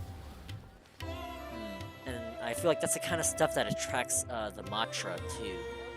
That's something, and also plus, it's a violation of academic integrity. You know, I don't know. Yeah, something like that. I don't even know why I said plus. Sorry. Yeah, something like that would definitely raise a few eyebrows though, and probably get you in trouble with the Matra. Ha! You two made it. And from the looks on your faces, you were successful. Whoa, there's so many people from the academia here. Why would you pick this place as our meetup spot? Hey, Alhaitham, this isn't a sting operation, right? You're not like setting me up to get arrested, are you? Well, Wikela Funduk is under the Academia's control, so naturally the Academia has people working here. I came to Port Ormos under the pretense of conducting official business. You're a pretty daring guy. Relax. No one here is interested in anything we say, and the Matra won't come here. Okay now, tell me how your encounter with Dory went. She really likes her Mora. Okay, we did what you asked. So, can you tell us about the knowledge capsule that the academia lost now? Before that, I have to ask, why are you two so intent on tracking it down? You don't have to answer, of course. Oh, sorry. It's not a secret or anything. We just want to meet with the Dendro Archon. Yeah, she just wants to meet the God of Wisdom and ask her about something important. We've been in Sumeru for a while now, but we still haven't found a way. When we heard that the academia had lost something that might be related to the gods, we came here in case it turned out to be our lucky break. Sorry, gotta adjust my headphones. In that case, you're on the right track. Ooh, thank you. Nice. Well, good to know that we're on a lead. A short while ago, the Academia lost a knowledge capsule in the desert. It's supposedly a divine knowledge capsule. Use it, and you'll gain the wisdom of the gods. Sounds too... on the level of gods. Kinda sounds too good to be true, though. Wow, there's really such a thing as that? Hey, if we find it, do you think we could learn how to meet the Dendro Archon? Ooh, or even how to find your brother? I highly doubt it has any mystical properties, but it does indeed exist. And it's right here, in Port Ormos. So, where exactly? That's what we need to find out next. You want to find it too? I won't deny that. I am investigating because I'm curious as to what the divine knowledge capsule truly is. As you know, the Eremites in Port Ormos also have their eyes on it. It is an extremely precious item. The knowledge contained within may bring great power or wealth to whoever has it in their possession. And Dory has like dozens of those. Several brigades have been vying for ownership of it as of late, but there is still no victor. My personal finances and connections cannot compete with those of the Eremites. After attempting various methods, I finally managed to reach a tentative agreement with several brigades. I agreed to forego ownership of the divine knowledge capsule in exchange for the opportunity to study it. After all, there's no harm in understanding what it is. However, there are those who are less amenable to negotiation, such as those from Ain al-Ahmar. Oh, right, the ones that we're gonna fight. They adamantly believe that the divine knowledge capsule contains King Deshret's power, and that he will return to this world when they obtain it. They refuse to let anyone from the Academia tarnish their deity's soul. So you kept hounding them because they refused to cooperate with you? Yes. Ain al-Ahmar isn't exactly wealthy, but its members are determined to get that capsule by any means necessary. To that end, they've resorted to many methods more foul than fair in order to amass sufficient funds. Oh, okay, so they are like... Sorry, messing around with my hair.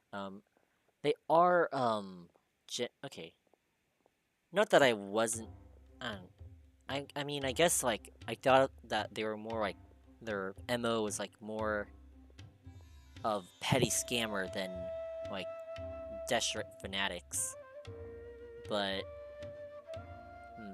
I guess the scams that they were doing were a means to an end. So, I've been sabotaging their business to force them into negotiating with me. The Divine Knowledge Capsule should be up for a secret auction within the next few days. Each brigade will place their own bid, and the prize will be covertly given to the winner. To ensure the capsule's security and to evade the Matra's notice, the winning brigade will not publicly disclose their victory. Unless I know whose hands the Divine Knowledge Capsule ends up in, my agreements with them will fall through. Dory is the most reliable source of information, but that avenue was previously closed to me. With you on board now, the situation is different. So why did we need to grab all those divine knowledge capsules in the first place? I wonder what Al-Haytham's gonna do with them. In other words, you wanted us to befriend Dory so you could find out where the Divine Knowledge Capsule is. Yes, you can say that. But this arrangement harms none of us.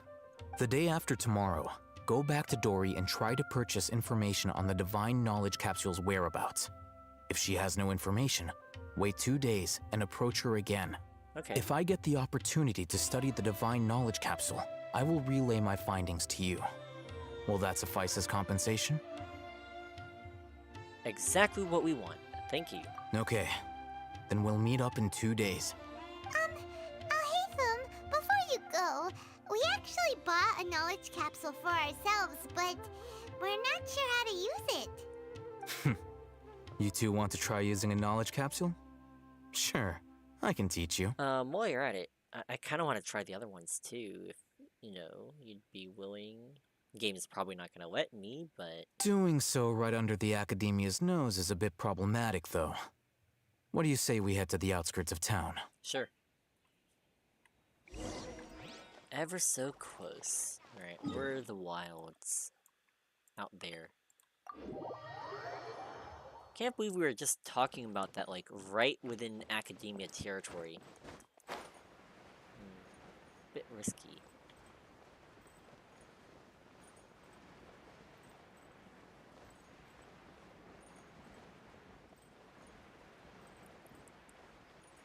Silent glide.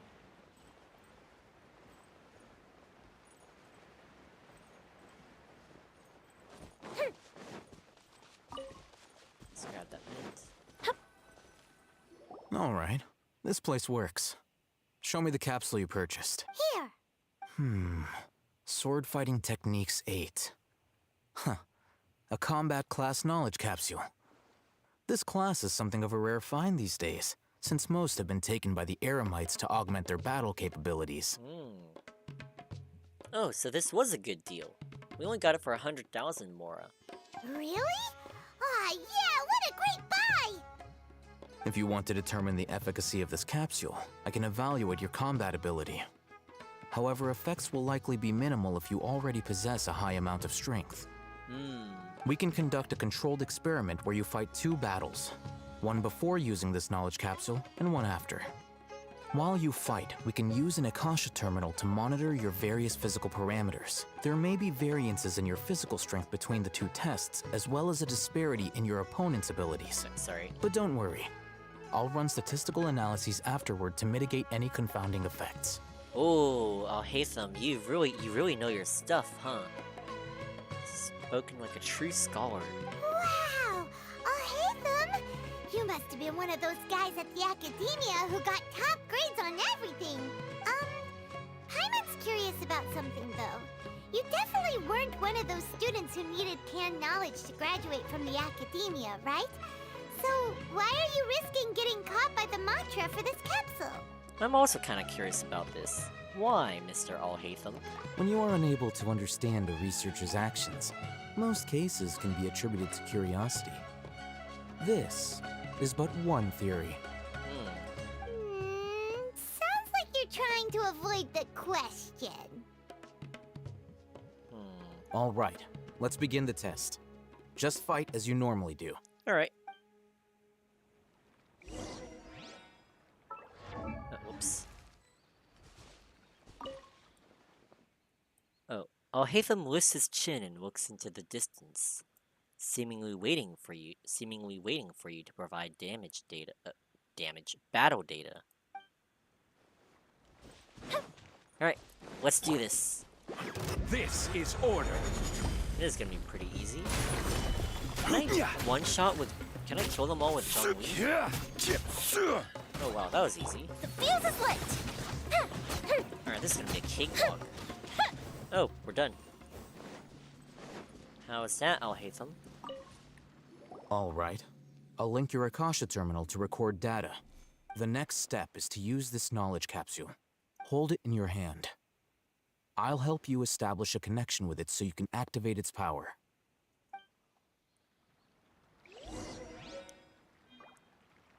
Alright.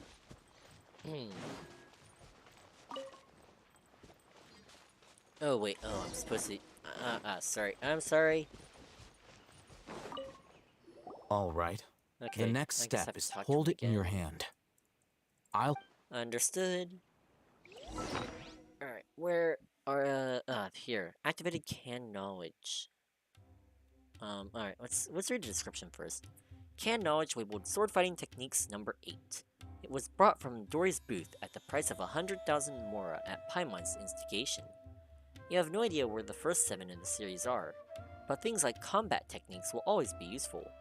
Well, probably. Used. As if I saw countless sword-wielding figures fighting one moment, and then in the next, they disappeared into the recesses of my memory. Hey, how are you feeling? Whatever was inside the knowledge capsule just became part of my memory. You mean that it worked? All right. Time for round 2. Fight with the same composure as before. Alright, nice. Achievement. House of Can Time. This time I'm gonna see if we can just, fight with Yoimiya. Oh wow, this is a cakewalk.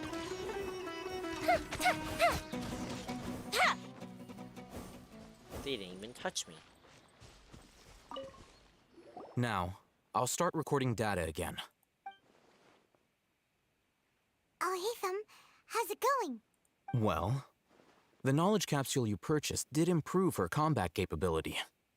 During the second fight, her overall fighting performance increased by 0.073%. Interesting.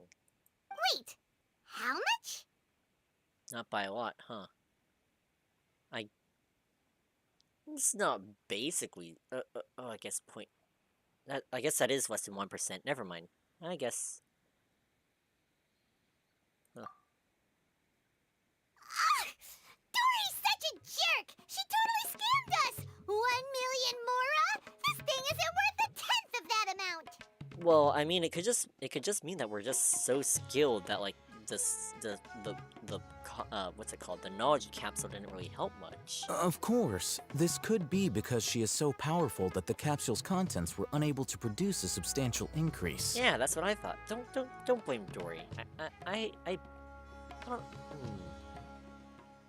Dory seems like many things, but I don't think Dory's a scammer.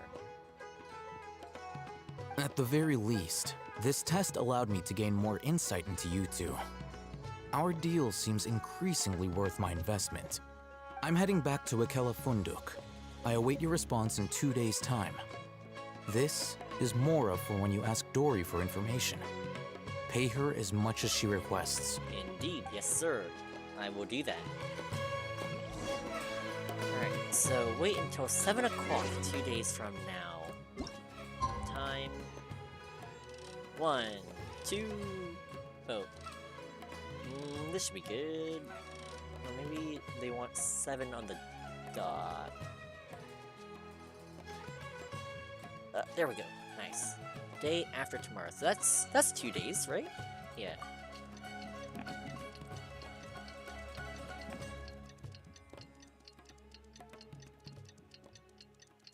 Okay. Now we just gotta wait for the funny clock to keep moving, and we'll be off.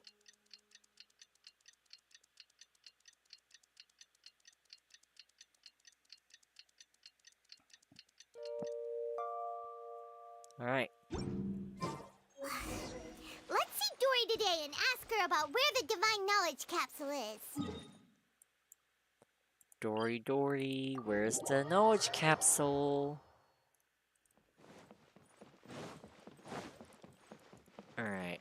I'm assuming Dory's gonna be in the same spot as, before. Oh, hairdresser. Actually, I'm curious. What do you, do? Well, haircuts, of course. You're hairstylist. Alright, let me voice this. Leave your hair to me. I will create a most fashionable and suitable hairstyle for you.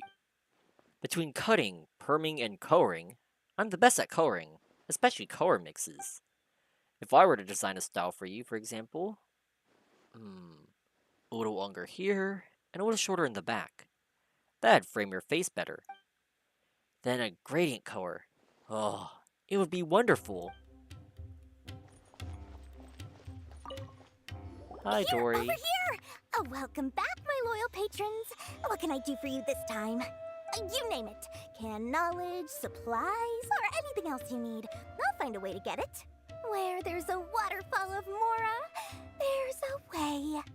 Can you really get us anything we want? Anything at all? Aha! So it appears that canned knowledge alone is no longer sufficient for your opulent appetite. Then please oblige me. Tell me what you have in mind. Oh, wait, hang on. Oh, I thought the Divine Knowledge Capsule and the Canned Knowledge were like one and the same. Apparently, I see. Okay, I am so dumb. I just realized that the Divine Knowledge Capsule is like... Okay, so it's Canned Knowledge on like a whole nother level. I see. Oh! I knew customers with pockets as deep as yours would undoubtedly crave something more profound than ordinary canned knowledge. I'm actually starting to question where Al-Haytham gets this money from. Like, he said his personal finances couldn't compete with the Eremites, so how is he managing to fund all of this? But you know, that kind of information isn't going to be cheap. After all, I had to work really hard to weasel my way into the auction site. Not to mention that if anyone found out that I was the leaker, I would be in big trouble. But how can we be sure your information is accurate? Paimon's curious how you just happen to have this kind of info the moment we need it. Because to me, anything of value is what I consider to be my supply. Therefore, I must always be aware of what's hot on the market in order to secure more sales. As for the information's authenticity, well, you've no need to worry about that. I used a camera to take a picture of the transaction. That way, no one can dispute it. Ooh, wait, I want to see the picture first. But I guess we don't have a choice. I don't know, if it was up to me, I'd want to see the picture first. But, alright, name your price. It's always a pleasure doing business with such sterling patrons. Now that you've paid in full, here's the scoop. The Divine Knowledge Capsule was purchased yesterday by a certain Misery, the leader of Ain el Ahmar. Oh yeah, we have a fight. We have a fight due with them, right? All right, let's do this. We can probably beat them up. Take the capsule. Ain el Ahmar? You mean the Eremites who worshipped King Deshret? Ah, so you're already familiar with them. They scammed us of 500,000 Mora. The group has done everything in their power to obtain the Divine Knowledge Capsule. After all, they believe it contains the power of King Deshret. That Divine Knowledge Capsule is unlike any other canned knowledge I've seen before. It was glowing bright red. Ooh, that sounds bad. The capsule is clearly visible in the picture I took. You can look for yourself. Alright, let me see. Thanks for the info, Dory. Oh, guess not. Please, it's my pleasure. It's all thanks to discerning customers such as yourselves that my efforts yesterday were not in vain. Please, don't hesitate to contact me if you ever need anything else in the future. Mora for Dory opens doors. Well, we figured out where the Divine Knowledge Capsule is. It turns out it ended up in the hands of Ain el Ahmar. Let's head back and talk to Al-Haytham. Oh, what's a lyric guy doing here? Alright. If only I had come a few days earlier. A few days earlier? Yep. The inn owner said that the person who was my neighbor was a researcher or something, and wrote papers all day. Too bad it seems like he disappeared a few days ago, and the roof's been let out. The people who moved in are a couple who can't stop yapping. If I had arrived a few days ago, I'd be done with my business and on my way, instead of being bothered by the noise all night and unable to sleep. Ah, poor guy. Alright, anything else to say, Dory? Remember to bring a token of our friendship the next time we meet, okay? I like to think it's built on a firm foundation of solid, shining Mora. Alright, more for you. Got it. Alright. Well, Dory sounds like a pretty reliable person. I mean, all you need is Mora, and Up and away! you'll get what you want. Sounds like actually a pretty good way of getting info. Anyways. Oh, where's Alhaitham? Ah. Alhaitham! We got the info you wanted! Really? All right. Let's hear it. Alright, let's see if I can pronounce this right. It's in the hands of Ain al... Is it Akhmar? Ain al I can't make that sound. Akhmar. The very group that we're about to face. Dory even gave us evidence to verify the intel. Have a look. Huh, look at that. Clear as day. It must have taken some guts just to infiltrate the scene of the Eremites' transaction. But then to get close enough to take a picture like this. Bold move, Dory. Very bold move. All right. The person in this picture is indeed Misery, the leader of Ain al-Ahmar. And the glowing red capsule he's holding appears to be the Divine Knowledge Capsule. I wonder why it goes red instead of green. I mean, shouldn't these, like, capsules have, like, dendro in them? Why does the Divine Knowledge Capsule have red instead of green? In which case, if we play our cards right, when we confront them next week, we should be able to force them to show their hand. At first, Paimon didn't get why you were provoking these Ain el-Ahmar guys. But now, it sort of makes sense. Everything's playing right into your hands. After we defeat them, we can finally have a serious talk with their boss and get them to lend us the Divine Knowledge Capsule. I don't think he's gonna want to talk to us. Thank you for your time and efforts. Take a few days off while I make some preparations. Let's meet up again on the afternoon of the arranged date, 3 o'clock sharp. Yes, sir. We'll be there. See you then. See you. Oh, nice. Okay, I don't have to time skip this. Alhaitham sure is taking his time. Where could he be? Oh, there he is. Yeah, good thing I didn't have to rewind the round the clock myself. The game did it for me. Thank you, game. Sorry to keep you waiting. Let's head to the pier in front of Pharos Lighthouse. Yep, let's go. Let's go. Alright, I'm ready to fight these guys. Like, those fungi were so easy to beat. I'm feeling pretty confident in my fighting skills. Also, given that I have a level 80 Yoimiya with some pretty good artifacts. Thundering Pulse. Oh, and she's also C3.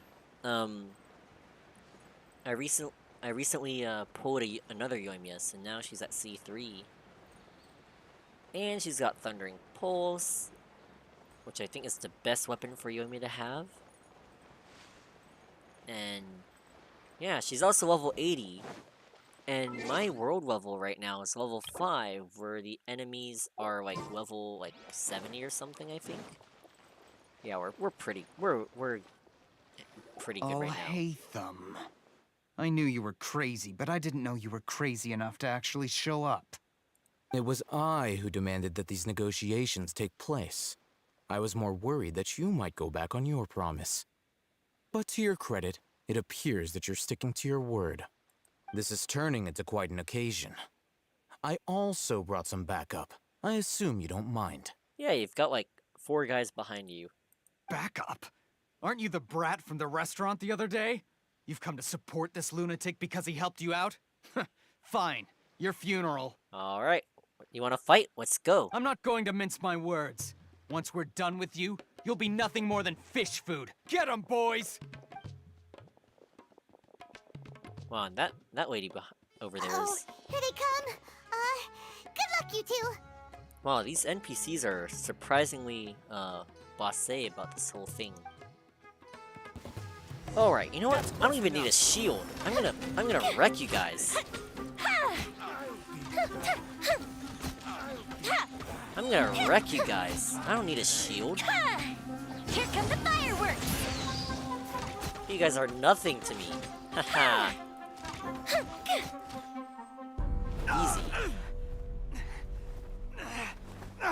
Academia scum!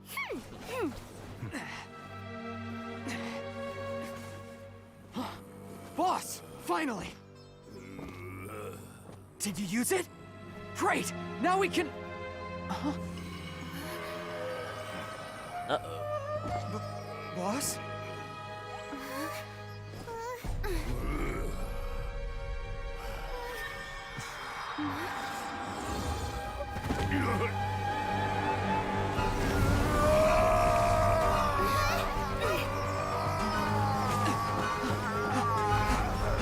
Boss!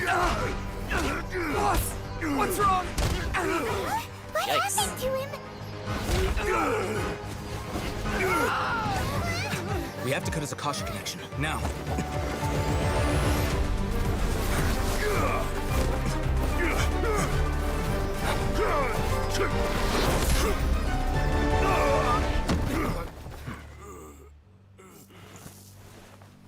Whoa. Target acquired. Arrest him.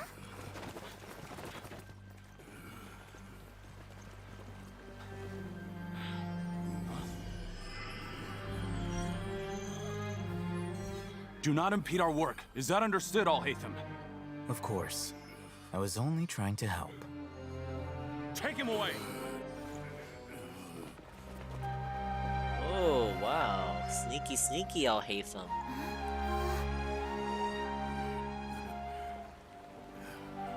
He just took that capsule for himself. World, forget me. Wait, that's what we heard. What in Tibet just happened? It's like that big guy suddenly lost his mind. Wait, that's what we heard from last time. From the was it the Irminsul tree? It looks like he used the Divine Knowledge Capsule.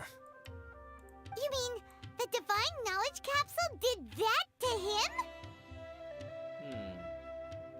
Yeah, speaking of which, Hypatia did mention. Oh yeah. You mean how some researchers go insane after getting knowledge from Irminsul? I've heard of numerous incidents of researchers in Satyavada life going insane. The state that man is now in suggests that this is a similar situation. This Divine Knowledge Capsule does appear to be linked to the gods, but beyond that, it doesn't seem anything like the rumors suggest. Possessing it doesn't grant you divine wisdom or power. Did you hear what he said? World, forget me. What could that possibly mean? Yeah, that's exactly what we heard before at Irminsul. If the mantra took him away, then that means the Academia got the Divine Knowledge Capsule back too. What a shame. We were so close. Well, not quite. Still, Paimon didn't expect the Divine Knowledge Capsule would be so dangerous. Imagine if we tried to open it. Oh, who knows what would have happened to us? As things stand, there is no reason for me to remain in Port Ormos. I believe our collaboration has also reached its end. Oh, so you're not gonna tell us about that capsule that you took for yourself, All right, fine. Keep your secrets. Oh, We were so busy trying to find the Divine Knowledge Capsule that Paimon forgot to ask you something. Since you're a member of the Academia, do you have any idea how we can go about meeting Lesser Lord Kusanali? Truthfully, I don't. Lesser Lord Kusanali appears to exist outside of Sumeru's entire administration. Most of the time, you wouldn't know she exists at all. Huh?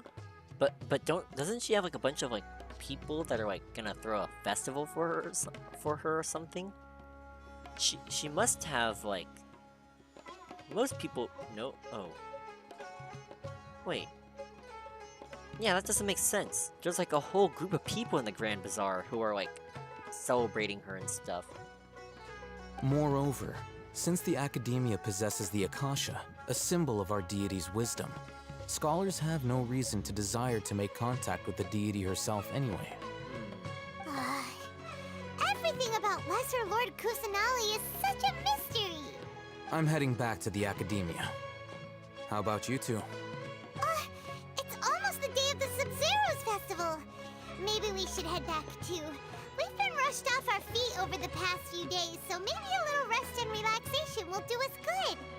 Alright, you do have a point. Let's return to Sumeru City. Then we'll part ways here, Alhaitham. Until we meet again.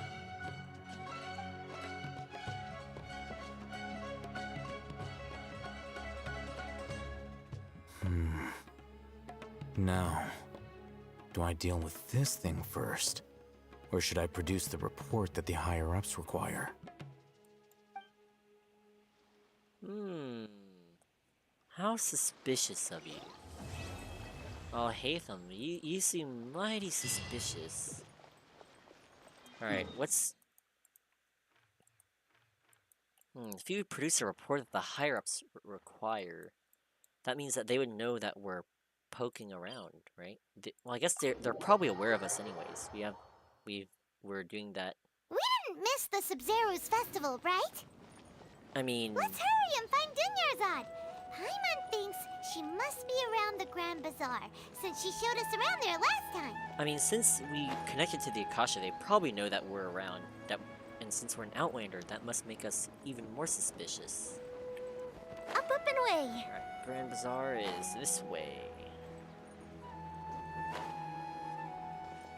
Alright. Heading in. Dunyarzad. Ah, there you are. Hello. There she is! Dunyarzad! We're back! Hi, Dunyarzad. Just as promised. Traveler and Paimon. I'm so glad that you two came back to celebrate Lesser Lord Kusanali's birthday. I mispronounced her name. Dunyarzad. Hello. Looks like we made it back in time. Indeed. The festival's tomorrow. We've been preparing for so long that I can't help but feel a little nervous. There's no need to be nervous. Paimon's sure that Lesser Lord Kusanali will feel everyone's gratitude. Thanks, Paimon. I hope that everyone who comes to the festival will also have a good time. Speaking of which, did you manage to make your way to Port Ormos? Discover anything over there? Oh yeah, we sure did. Of course we went. A lot of things happened there. Unfortunately, we didn't really find any new information. Just a lot of questions. I see. Sounds like you two had another exciting adventure. If there is another chance, I would love to join. Ah, poor Dunyarzad. Actually, now that I think about it, were the people in Ormos wearing those Akasha terminal thingies? Huh. My lady, if you went to Port Ormos in your current state, we'd both be in for a lifetime of trouble. Oh, Dia. Hello. Dia! You were eavesdropping! It's called covert protection. Keeping an ear out for what's going on around my employer is part of the job. It's all right, Dia. I merely said I would like to go. I know better than to think my body could handle it. The festival's tomorrow. I've been doing nothing but causing trouble for you. So Dia, please take some time to relax. I'll be fine. Even when you put it that way, it still doesn't feel right. Don't worry, my guardian knight. Okay, fine, but only tonight. Tomorrow's a big day, and many no-good scumbags are gonna try to take advantage of that. Oh, you two must be exhausted from your long journey back to the city. My apologies for not realizing this sooner. I've already prepared a room for you to rest. Please follow me. Oh, nice. Paying for our hotel room, huh? Whoa, you're so thoughtful. Paimon's so ready. How generous of you. Thank you. Alright, Chapter 3, Act 2. Alright, let's go. So that was Act 1. Wow. That was a really long... I feel like Genshin quests haven't been that long before. Like, the chapters and stuff. Like, we did a lot. We went and, collapsed. We went to Gandharvaville and talked to Tignari and Kale. Then we went and did a domain in the cave with Hypatia. And then all this stuff with Dia and Dunyarzad and Niwu.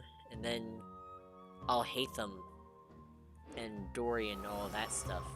Ah man, there's so much stuff that got unpacked in Act 1, Chapter 1. So many characters too. Wow. Anyways, moving on to Act 2. I don't know. Let's see. It's 11:17 p.m. where I'm at right now. Here we are. It's also fairly close to where I've been staying. Yeah, so we'll probably have time to do a little bit of Act 2. Maybe just a little bit. It looks really nice.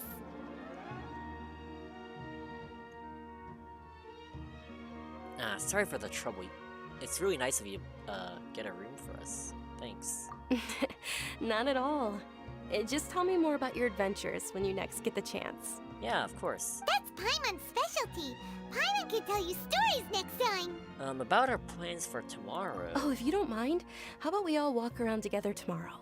All of my friends will be working the festival, and Dia is still insisting on her covert protection. Okay. Yeah.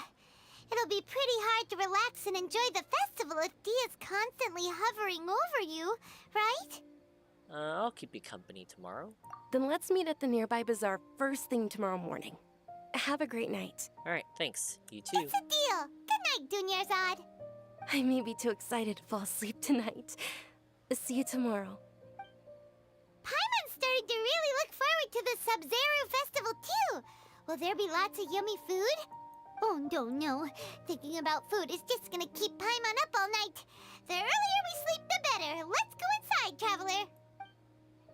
Alright, let us be off. Did we oversleep? Did we? We should go meet Dunyarzad right away.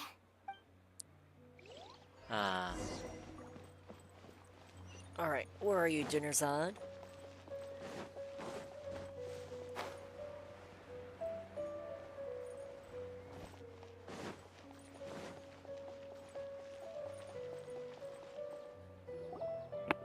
Traveler, Paimon, I've been waiting for you two. Sorry, my headphones are, I feel like they're falling off. There we go. Alright, that should be better. Good morning, Dunyarzad. We must have overslept a little bit. Not at all. I arrived early. Today is finally here. I must cherish every moment as if it were gold. You've worked so hard for this day. You gotta enjoy it to the fullest. You know it. It's just that, as expected, I had some trouble falling asleep last night. I'm hoping my body won't be too much of an issue today. Well, shall we? Let's start with the stalls over there. Yeah, sure. Many vendors came out of the blue to support the event, and they insisted on covering costs themselves. Let's go give them some business. They paid for everything out of pocket? Oh, sounds like they're not in this just for the Mora. They all said that contributing to a lively festival atmosphere is more important than money. Especially since we don't often get to celebrate Lesser Lord Kusanali's birthday. Ooh, they're selling food over there? Oh, whoops. Sorry, This sorry, is Paimon. a stall offering foods from the Haftmewa feast. Oh, you could tell straight away. I thought most people nowadays wouldn't know. Mushrooms, flowers, and all kind of fruit? It's all vegetarian stuff. Aw, Paimon's a little disappointed. So, what's the Haft feast you mentioned just now? It's another Sub-Zero's festival tradition. People used to set their tables with 7 different foods. Generally speaking, the most common selections were foods like Rukashava mushrooms, Nilopala lotuses, Sumera roses, Sunsettias, Kapulatas, Hara fruits, and Zaytun peaches. So, the Sub-Zero festival is a vegetarian holiday? You don't have to be a vegetarian to enjoy the spread. We just use the 7 foods to symbolize the 7 virtues of the Dendro Archon. Wait, but if that's the case, if Sumero uses vegetarian food to represent the Dendro Archon, then wouldn't the Pyro Archon's festival be full of food like roasted fowl, juicy meatballs, grilled steak? Ooh, that sounds amazing. Oh, Traveler, we have to go to Natlan as soon as possible! Sorry, looks like Fontaine's the next nation on our list of places to visit. I hope your wish comes true one day, Paimon. Thanks! Alright, how about we also check out some of these other stalls?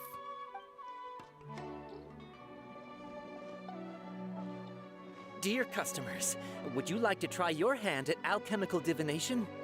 What is that? What's alchemical divination?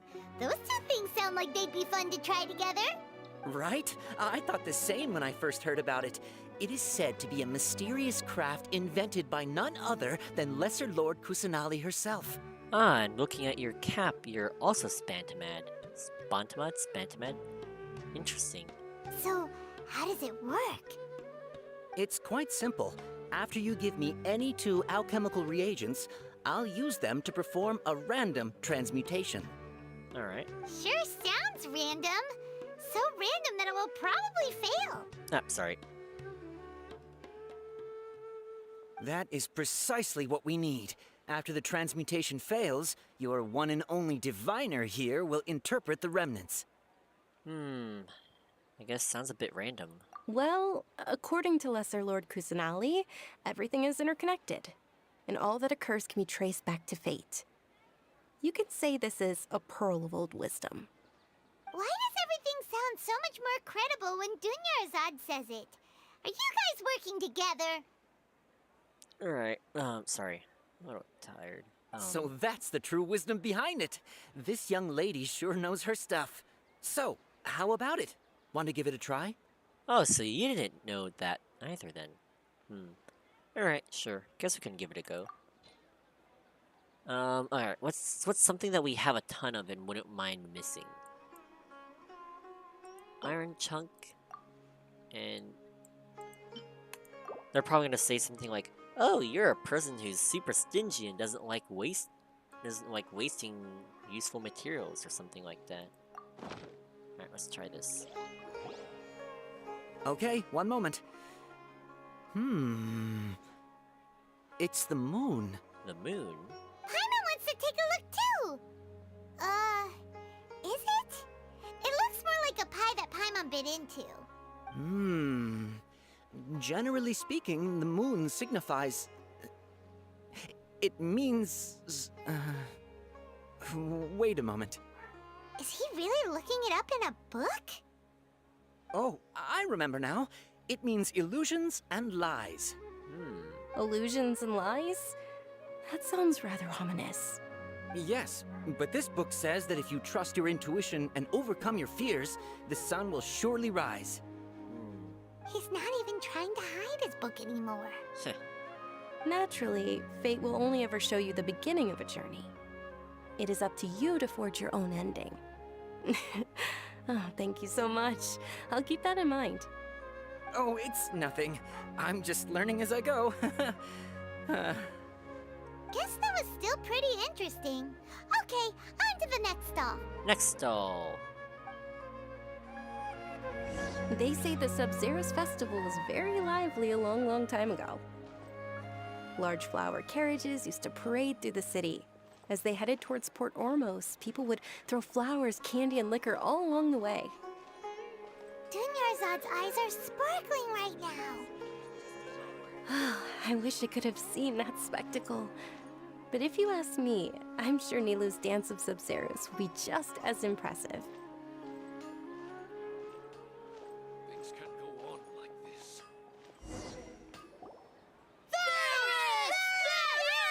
Ah, this must be the Night of Flowers that's really popular with the children.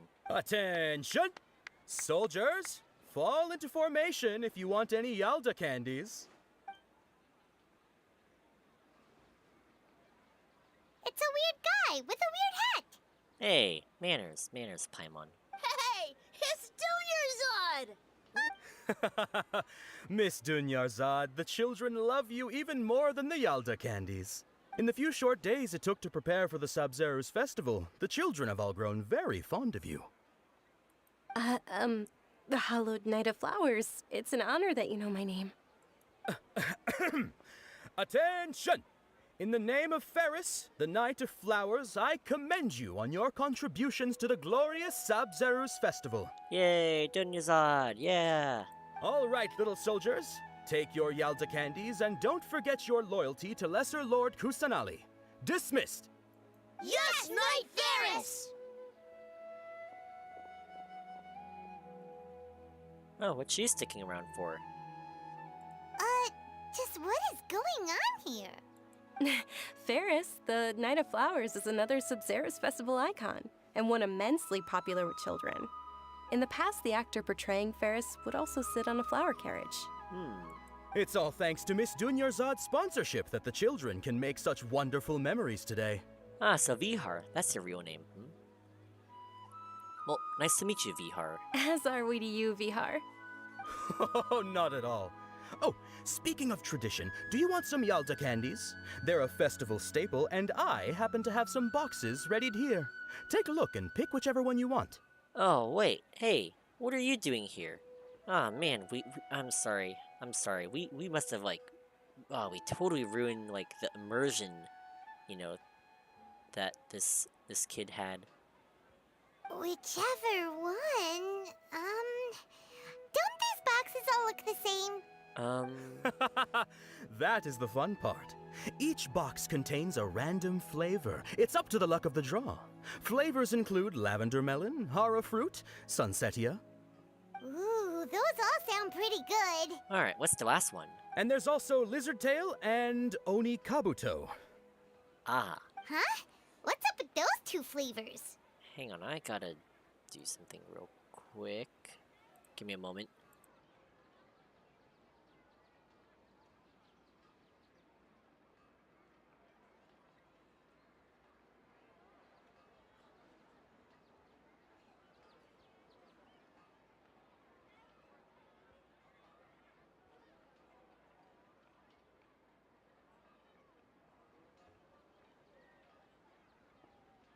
Sorry about that. Had to blow my nose. Alright.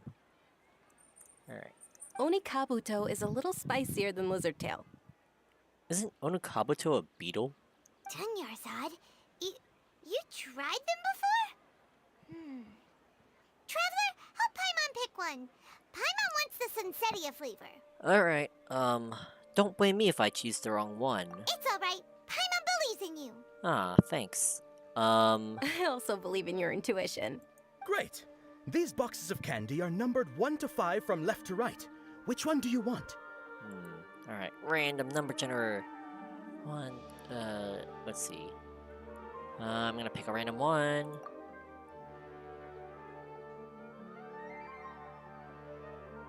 Number 4? Okay. Oh, hello. Excellent work! That is indeed Sunsetia. Oh, Sunsetia. Woo, nice. We got the right one. Paimon bet you survived so many epic battles because you had incredible luck, and Paimon was right. Attention! Here's your Sunsetia flavored candy. Thank you, sir. Thanks a lot, Knight of Candies. It's Night of Flowers, not Night of Candies. Ah, wow. Mess up the terminology, Paimon. Paimon really wilted the carriageless Night of Flowers. They all basically sound the same. We got our candy, so let's keep going. Oh, actually, I just remembered that I left something behind. Since you're here, can you come with me to get it? Sure. Yeah, not a problem. Dunyarzad, you probably forgot because you're so excited about the Sub-Zero's festival. How embarrassing. Alright, return to the nearby quarters. Okay.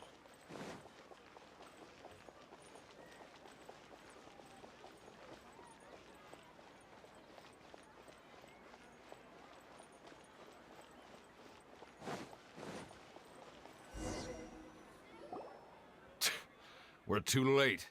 Who knew the little lady was such an early riser? Uh-oh. These Eremites don't seem like they're the friendly type. I know, right? Hey, wait a minute.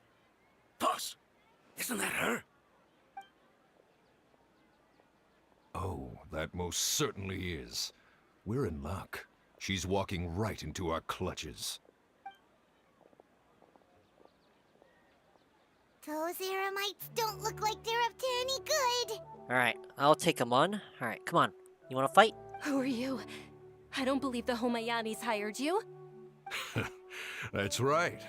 We haven't received any of their mora, but I wonder how much the Homayanis would shell out to get you back. I wonder how much more your fellow comrades would be willing to shell out for your funeral. You know, I hear the Wangqing Funeral Parlor is offering discounts. They're a gang of kidnappers! Traveler, hurry and protect Dunyarzad! Alright, professional here, ready to go. Hey, did you scumbags even consider that the Homayanis might have hired a merc that outclasses you? You're... Dia! Dia the Flame Mane! No wonder we mercs haven't heard anything about you for so long. You sold your unruly mane to the highest bidder. Don't speak so disrespectfully.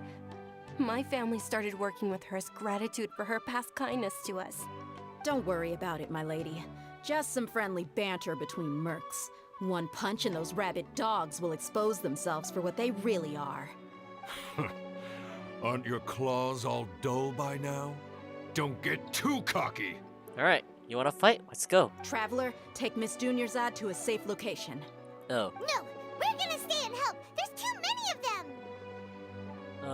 Well, we can't guarantee anyone's safety here. You're right. Alright, fine. Ah, real disappointment. I really wanted to take those Eremites down a peg or two. Please be careful, Dia. Don't waste your time worrying about me. This is my job. Look out for yourself. After I've wiped the floor with them, I'll go find you all. Sounds good. Sounds like a plan. Oh, we've got a little time limit. Alright, can I cheat this? Nah, we're at a roughly equal distance anyways. Might as well run this out.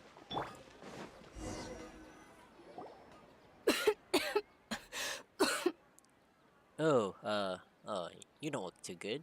You okay? Dunyarzad, are you okay? You look a little pale. Are you in shock? I'm fine. My body always reacts like this whenever I exert myself too much. You sure you're okay? I'll be fine after some rest. I'm more worried about Dia. After all, none of this would have happened if I hadn't insisted on coming out today. Don't worry. She's tough. Yeah, don't worry.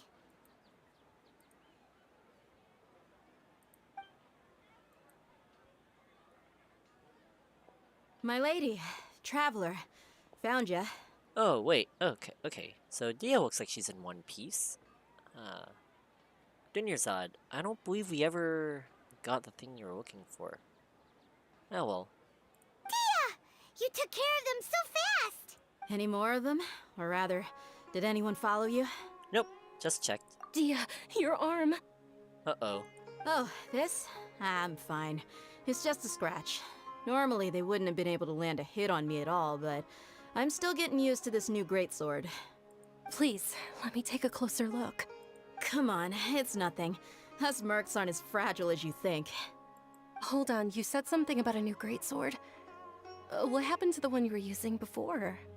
About that. Well, I sold it, because I was low on mora. Stuff like this happens every now and then. Don't the Homayanis pay you, like, pretty well, though? It can't be. The anonymous donation that was used for the venue's final round of preparations? Ah, you donated it. Ah, what a nice gesture.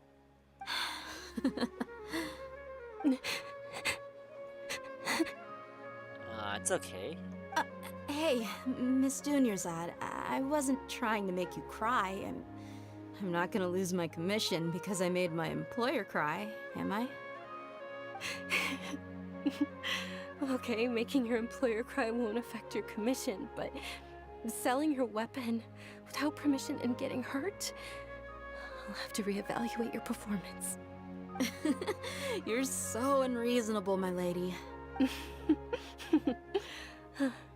Thank you very much, Dia. Don't be like that. I get embarrassed really easily. Uh-oh. Are you feeling unwell again, Dunyarzad? My lady, your condition. Traveler, can you take her somewhere to rest? I'll look around the area to make sure we're safe from an ambush. Yep, no problem. Leave it to me. Truly. I'm sorry for the trouble, everyone. No worries, no worries.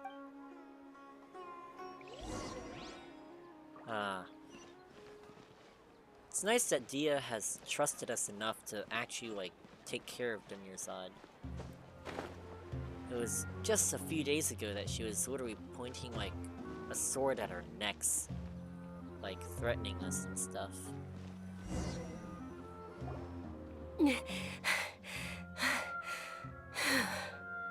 Her condition doesn't look like it's getting better. Are you feeling better, Dunyarzad?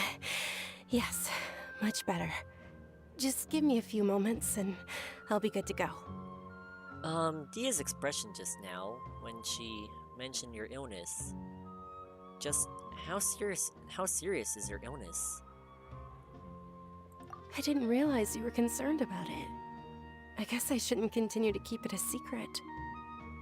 I was actually born with Elazar.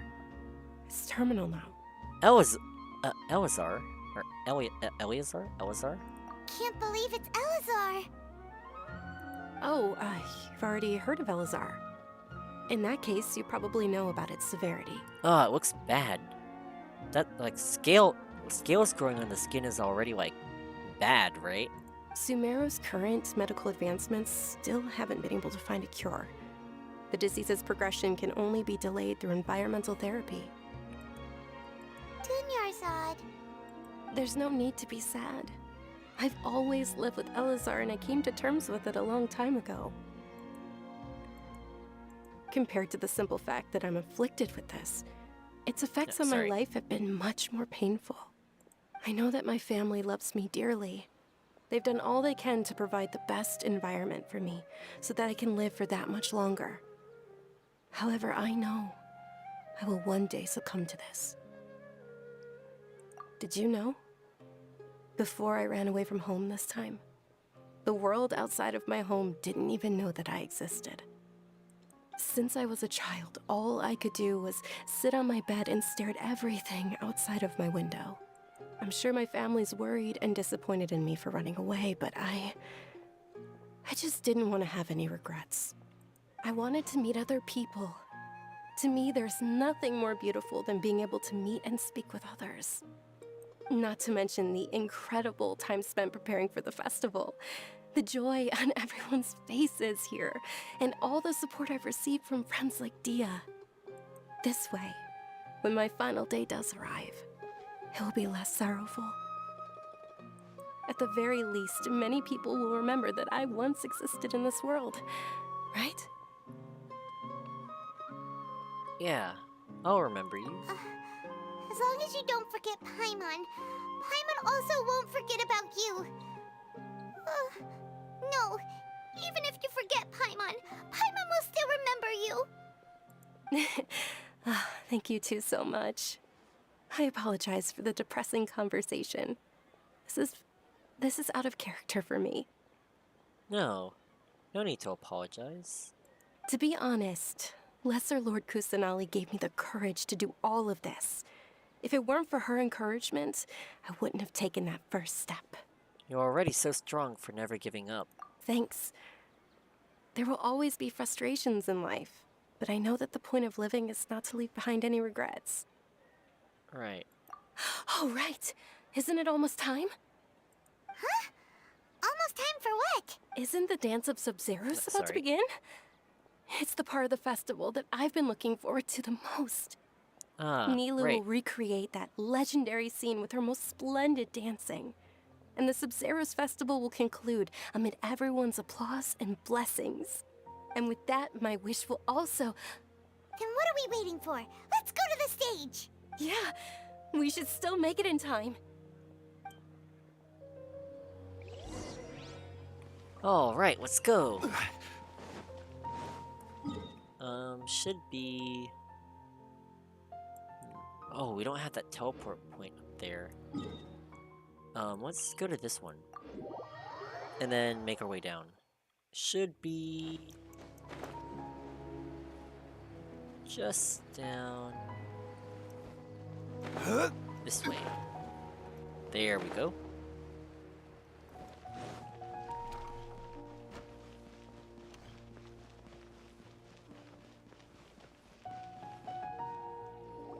Were you not aware that the law prohibits this type of performance from taking place without prior permission? Over there! Someone's yelling at Nilu! I think I just saw the Academia's Grand Sage. Why is he here in person? But the Dance of Sub-Zeros is one of the key parts of the Sub-Zeros Festival. If we can't perform it... The Sub-Zeros Festival. The law also prohibits the private hosting of large-scale religious festivals. Only the Academia can host such an event. Oi, oi. You know how much more people sank into this event? If you continue to resist, we will have to order an investigation into every single event organizer. The Grand Sage has already granted you much leniency. I advise that you exercise tact. How did things turn out like this? The Academia was originally responsible for the Sub-Zeros Festival, but they failed this responsibility for many years. I need to speak with them. Things might get ugly if we force their hand too much. This is a hard pill to swallow, but you're right. Things would only get worse. Art, dance. Aren't you ashamed of pursuing such frivolous and meaningless activities in this land of knowledge and reason? Our Archon created the utopia that is Sumeru City for all scholars who sought validity, verity, and truth, while people like you wish to defile it. No. I believe that our Archon never rejected the arts. Even the Goddess of Flowers dedicated a dance to her. With your lack of intellectual credentials, I do not believe you are qualified to debate with me. What you should be doing is finding workers to tear down this ridiculous eyesore. Sheesh, what a jerk. When we return, have the scribe draft an ordinance before the next Nyargarbaha Day that prohibits public art performances. We will announce it to the public later via the Akasha. That's like people's livelihoods there. What the heck? Dang. Like, didn't you say, like, people would go hungry? Like, people won't have a job. Like, if the stage, if they couldn't perform, people wouldn't have a job. And this guy wants to ban everything. Man. He's gonna be putting people out of jobs. Understood. I will inform him when I return. The Sub-Zeros Festival. Go celebrate the birth of that god to your heart's content.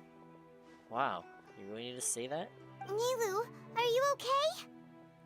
Oh, Dunyarzad. You all saw that just now? The Grand Sage ordered us to stop the performance. Yeah. Let's go somewhere the Academia can't find us and perform there. But how do we let everyone know? And what about the atmosphere on the stage? Or we could get people to block them off so they can't interrupt the performance. No. They just threatened to investigate the organizers. If we were caught... Nilu, it's all right. Don't worry about it. But you've been looking forward to the Dance of Sub-Zero so much. And I know how important this festival is to you. I don't want you to have any regrets. It's okay. Seeing you care this much about my feelings is more than enough. It would be too risky to continue the Sub-Zero's festival at this point. I don't want to get everyone in trouble. If you say so. But you can sneak out for the next Sub-Zero's festival, right? We'll make sure the next one is a smashing success. The next one. Oh. She might not even be around for the next one. Yes. Okay. It's a promise. It will be a smashing success. But Niu doesn't know that. Poor Dunyarzad. I can't believe this is how things turned out. Those heartless geezers. Is there anything else we can do? It really is okay. There's nothing we can do about it. Hey, at least we spent that morning, right? Hanging out with everyone. That was fun, right? Still, I'd be lying if I said I had no regrets. I would have loved to see Milu's dance.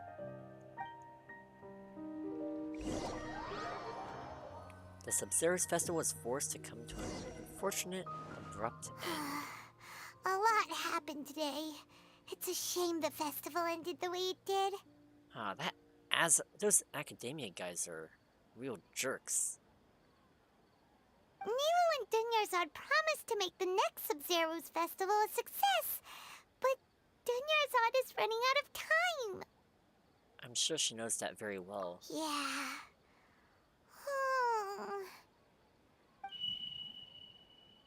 All connections have been secured to construct the most stable framework possible. The project has entered its most critical phase. Power has begun to flow from...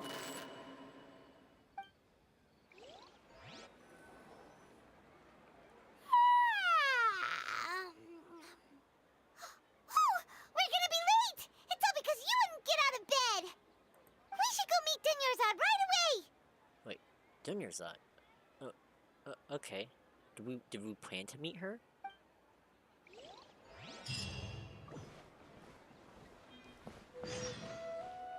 Alright, talk to Paimon.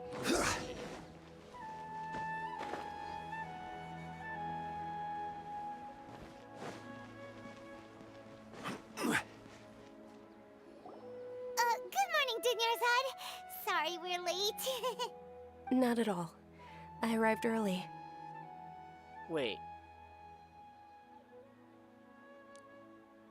Have we gone through this before? Yeah, we did. Earlier. And... You seem kinda tired. Did you not get enough sleep? yeah, now that I think about it, you don't have as much enthusiasm as you did before. You had more enthusiasm yesterday. I'm doing well. There's no need to worry. Shall we go? Let's start with the stalls over there. You seem... You sure you're okay, Dunyarzad? Sure! Traveler? Why are you just standing there? Let's get going! Wait. We did this yesterday. Uh-oh. Well, Ooh, they're selling food over that way! Let's go take a look! alright, I feel like something is about to happen, and it is almost, midnight here where I am. So, I think I'm gonna call it a night here. Yeah. Thank you everyone for watching the stream so far. Hang on, sorry. Thank you for watching the stream so far. Yeah, and for sticking around. If you haven't already subscribed, please do consider subscribing. That would really help us out, or I don't know why I'm saying us. Would help my channel out a lot, so yeah. Thank you. Let's see. What is tomorrow's stream gonna be? Let me check. Tomorrow's stream, ooh, that's gonna be fun. Tomorrow we're gonna be streaming Honkai Star Rail around... If we've got nothing else to do, Why don't I tell you a Okay, story? I'm gonna pause so I don't hear any idle whines. Anyways, we're gonna be streaming around 3 or 4ish p.m. It depends on when there's an availability in my schedule. But yeah, we'll be playing Honkai Star Rail. So far I've been playing the game, and I mean I didn't really get that far, but it's shaping up to be really fun. So yeah, I'm looking forward to that, and I hope you guys are too. Let's see. What else is up here? On Thursday, we have Fire Emblem Engage. We'll be continuing where we left off at Chapter 17. And then we round back to Tears of the Kingdom on Friday. And then on Saturday, we'll be playing Genshin again, and we'll be continuing where we're leaving off now for the Sumeru Archon quest. So yeah, that's our coming schedule for this week. Again, thank you everyone for watching. Please make sure to subscribe, and I'll see you all around next time. Bye everyone.